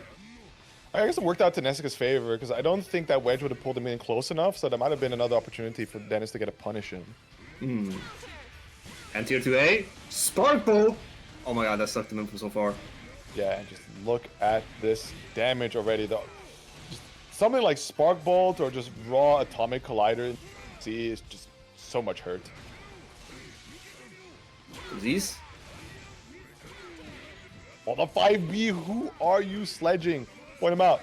Oh, shenanigans. The 720s, bro. That's been the story of the set. Pretty sure every game ended with a 720. For Yeah, Nessica. actually, I'm surprised to have not seen Dennis really churn it out. I think most of his resources are going into, like, you know, either combo extensions or weird things like Sledge RC, Sparkbolt RC, etc. Oh my god. Did he actually kill? Nah, surely not. Okay, no, okay, good. One more No chance. active, bro. Also, got him to hold a bit of chip damage, so no perfect. Oh my god, that was a clean 2A. And again, like, you know, tried to make something happen just to get in, but like, maybe just making him block Sparkbolt is enough. We see no cancel. Nesca finally taking a lead in the set.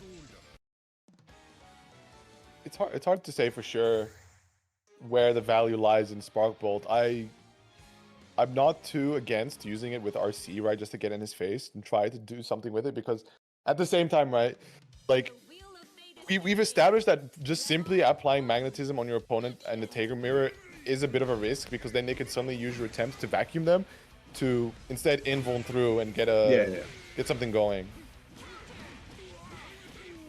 Bro, I'm not gonna lie, these 2A anti-airs are kind of clean. The funny thing about the J2A anti-air, or no, sorry, the 2A anti-air, especially on counter hit, is it can combo into J2C. It's like straight up. Like, is that like the glitchy JTC, the ones like done minimum distance to the ground? No, or like you have to like jump cancel the 2A and then instantly go into J2C. I see. That probably looks quite funny. Yeah, it's a very funky anti-air. Sparkle end to reset? Nah, okay, we keep it consistent, we keep it clean. Oh my god! Using the 5A whiff to give himself the time to churn the 720, and that was a jump scare. Like, I wonder if you could have still jumped that in time. But yeah, that was. Yeah, It looked like he was also charging up magnetism for a bit, or like sorry, not magnetism, the Spark Bolt. At least that's what the animation reminded me of. Nevertheless, right, Dennis again. Starting it off pretty nicely here, has the magnetism applied. We see the backdash away, and yeah, there it is. Yeah, they heard you. They heard you. Stand up.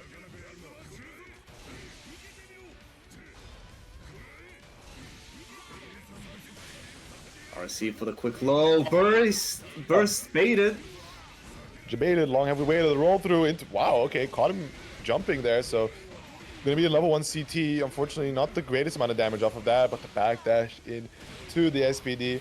Getting close to a situation that might just kill. Did get the 50 meter, and there is the Emerald The Tager tail Buster. of this set.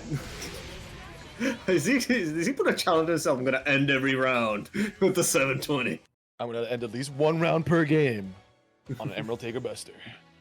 Alright, somebody punched the rematch button instantly, and that is going to be Dennis locking himself into the Tager.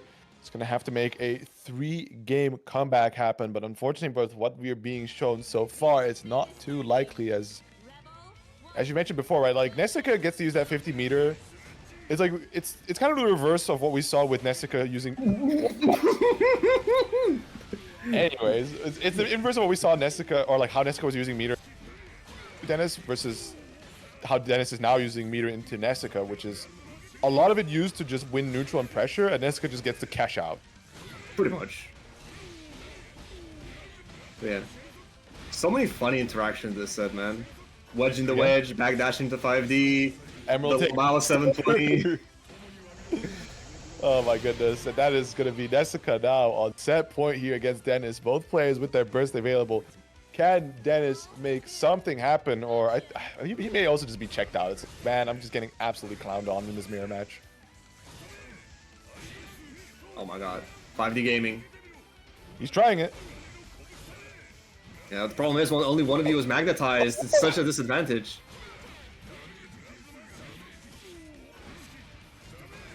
Tries to make something happen. Small punish. And it begins. 50 meter available on Nessica. Oh, not this time though. I said I had enough. Alright, take the guaranteed damage. Makes sense. Okay. JB. Not quite enough. Burst on the side of Dennis. He's magnetized again though. That Wait, that's a real setup? is that real? Because Oh, it's not a command grab, it's an unblockable. yeah, I know it's an unblockable, but it's like, damn. I guess it had to be the OD maximize the block stun you apply on them. Okay, Nessica wins. BBUO Bi-Weekly number 32 off of the sick-ass Astral setup. 3-0, actually making it a 6-0 here against Dennis. Full reset in the grand finals and securing himself that first place line share payout of $103.78 or 78 cents prize pool. Bruh. I did not Right. expect it to end like end in that way. I was just waiting for like Emerald Taker Bustering. I was like, yeah, okay, cool, see another Emerald. It's like, no, Astral, that's an Astral. Then I got a bigger Emerald Taker Buster. This one costs 100 meter. It goes even higher. It goes even higher, and I got my OD for it and everything. That's it's just, I do like when Nessica gets a little comfortable in the matchup, we see a bit of showmanship happen. Yeah. At the expense of his opponent, of course, but like I'm sure Dennis doesn't mind. Like that's not the first time they ran into each other. I think it's like you do what you can into a player of Nessica's caliber. Try to find the small victories where you can, right? Because it's all about the marathon of improving in any activity, and especially fighting games. So when you come across somebody who is you might consider him a master of his craft. You know, you take what you can get and you learn what you can, and you know, respect the work that he must have put in to also reach that level. It's not for nothing. Yeah, you throw everything you got, you see if it works or not. Like, you know, you see where you are at. If like usually, especially like if it's like meeting like a strong player from a different region, you may realize just how high some of these mountains are. If that makes sense. Like I thought I do, and then I went to Revo and there were a lot of old heads at Revo. I was like, holy shit, no, they're so strong. Yeah. Oh man, I wish Revo came back, but what can you do? All right. What can you do? So once again, yeah, that was gonna be it. That was a great showing by Nessica, and I think that is gonna be it for us. We cannot quite yet announce some of the things, but for now, we're just gonna say, wait, what's the next tournament you're going to? UFA. It's UFA, right? Is there? I don't think there's BlazBlade UFA, is there? There's no BlazBlade UFA. Big sad. Yeah, there's nothing else in the calendar for big events, at least until Kodo, I think, for CF to show up. So I guess like what's worth is just a couple shout outs, right? Like if you're looking for CF tournament, I've been around now. I could definitely recommend Outplayed as the big one to definitely look out for. So do what you can, save up for Outplayed. The date is in January, I believe it's like mid-January. The date is live. Other than that, some highlights, of course, are LVB. Head Stompers, also a fantastic event to get some CF fix in. Oh, for sure. VSF is definitely a nice one too. Shout outs to Tales of Mr. E for that one. There's a... Well, Yeah, those are the ones that are like the fixed for sure will happen, have CF. There's another one in... the LVB was in Bordeaux, wasn't it? That was the one yeah. that just happened. Oh, okay. There was another one. The reset OTB? might have Blaze Blue as well. They're just deciding right now. Oh, I see. Okay. Well, keep us updated on that. And there's the Battle of the OTB. Olympians Yeah. in Yes, Greece. Koto. Yes. And as well, we actually have something to announce. So since it has been approved, we can talk about it. And yeah. the next time I'll have a graphic ready to Chilford. But we'll do a special tournament. The date isn't set yet. But in this tournament, only players can participate who want and can play Fly at out. Outplayed. Yeah. The deal of it is we will be paying the first top three players the entry fee, and we will pay something for the traveling costs for top one for first place. It'll be at least 250 euro, might be more. I'm working on it. So yeah, you can look forward to it. There will be an announcement next time with a date as well. So yeah. Stay Yeah, tuned. we'll have more details a bit later down the line. Yes, exactly. It has been a little bit of planning, and I had to talk to the people who actually manage Outplayed, if we're allowed to do it and if we get their graphics and stuff to work with. So yeah, we're allowed to do that. So it's official now. Nice. I'm glad it's happening. Yeah, and as always, thank you everyone for contributing. There were quite a lot of people this time. It was Tuki, Euchre, then George dropped something again. I have to actually scroll quite a bit up there. Sir Panda dropped something as well. Thank you so much, man. And yeah, so we're above $100 for the prize pool. There's still some codes left to be claimed. I'll actually pay out tomorrow, so there's still some time to claim codes if somebody wants to just ask friends to do that. It'd be nice. It is literally free money. Yeah, exactly. I mean, all the money, all the prize money goes to the players. We're not taking anything, so you can be assured they get the pay. And with that, thank you everyone for watching, playing, commentating, contributing, claiming, and see you again in 2 weeks. Peace. Bye bye.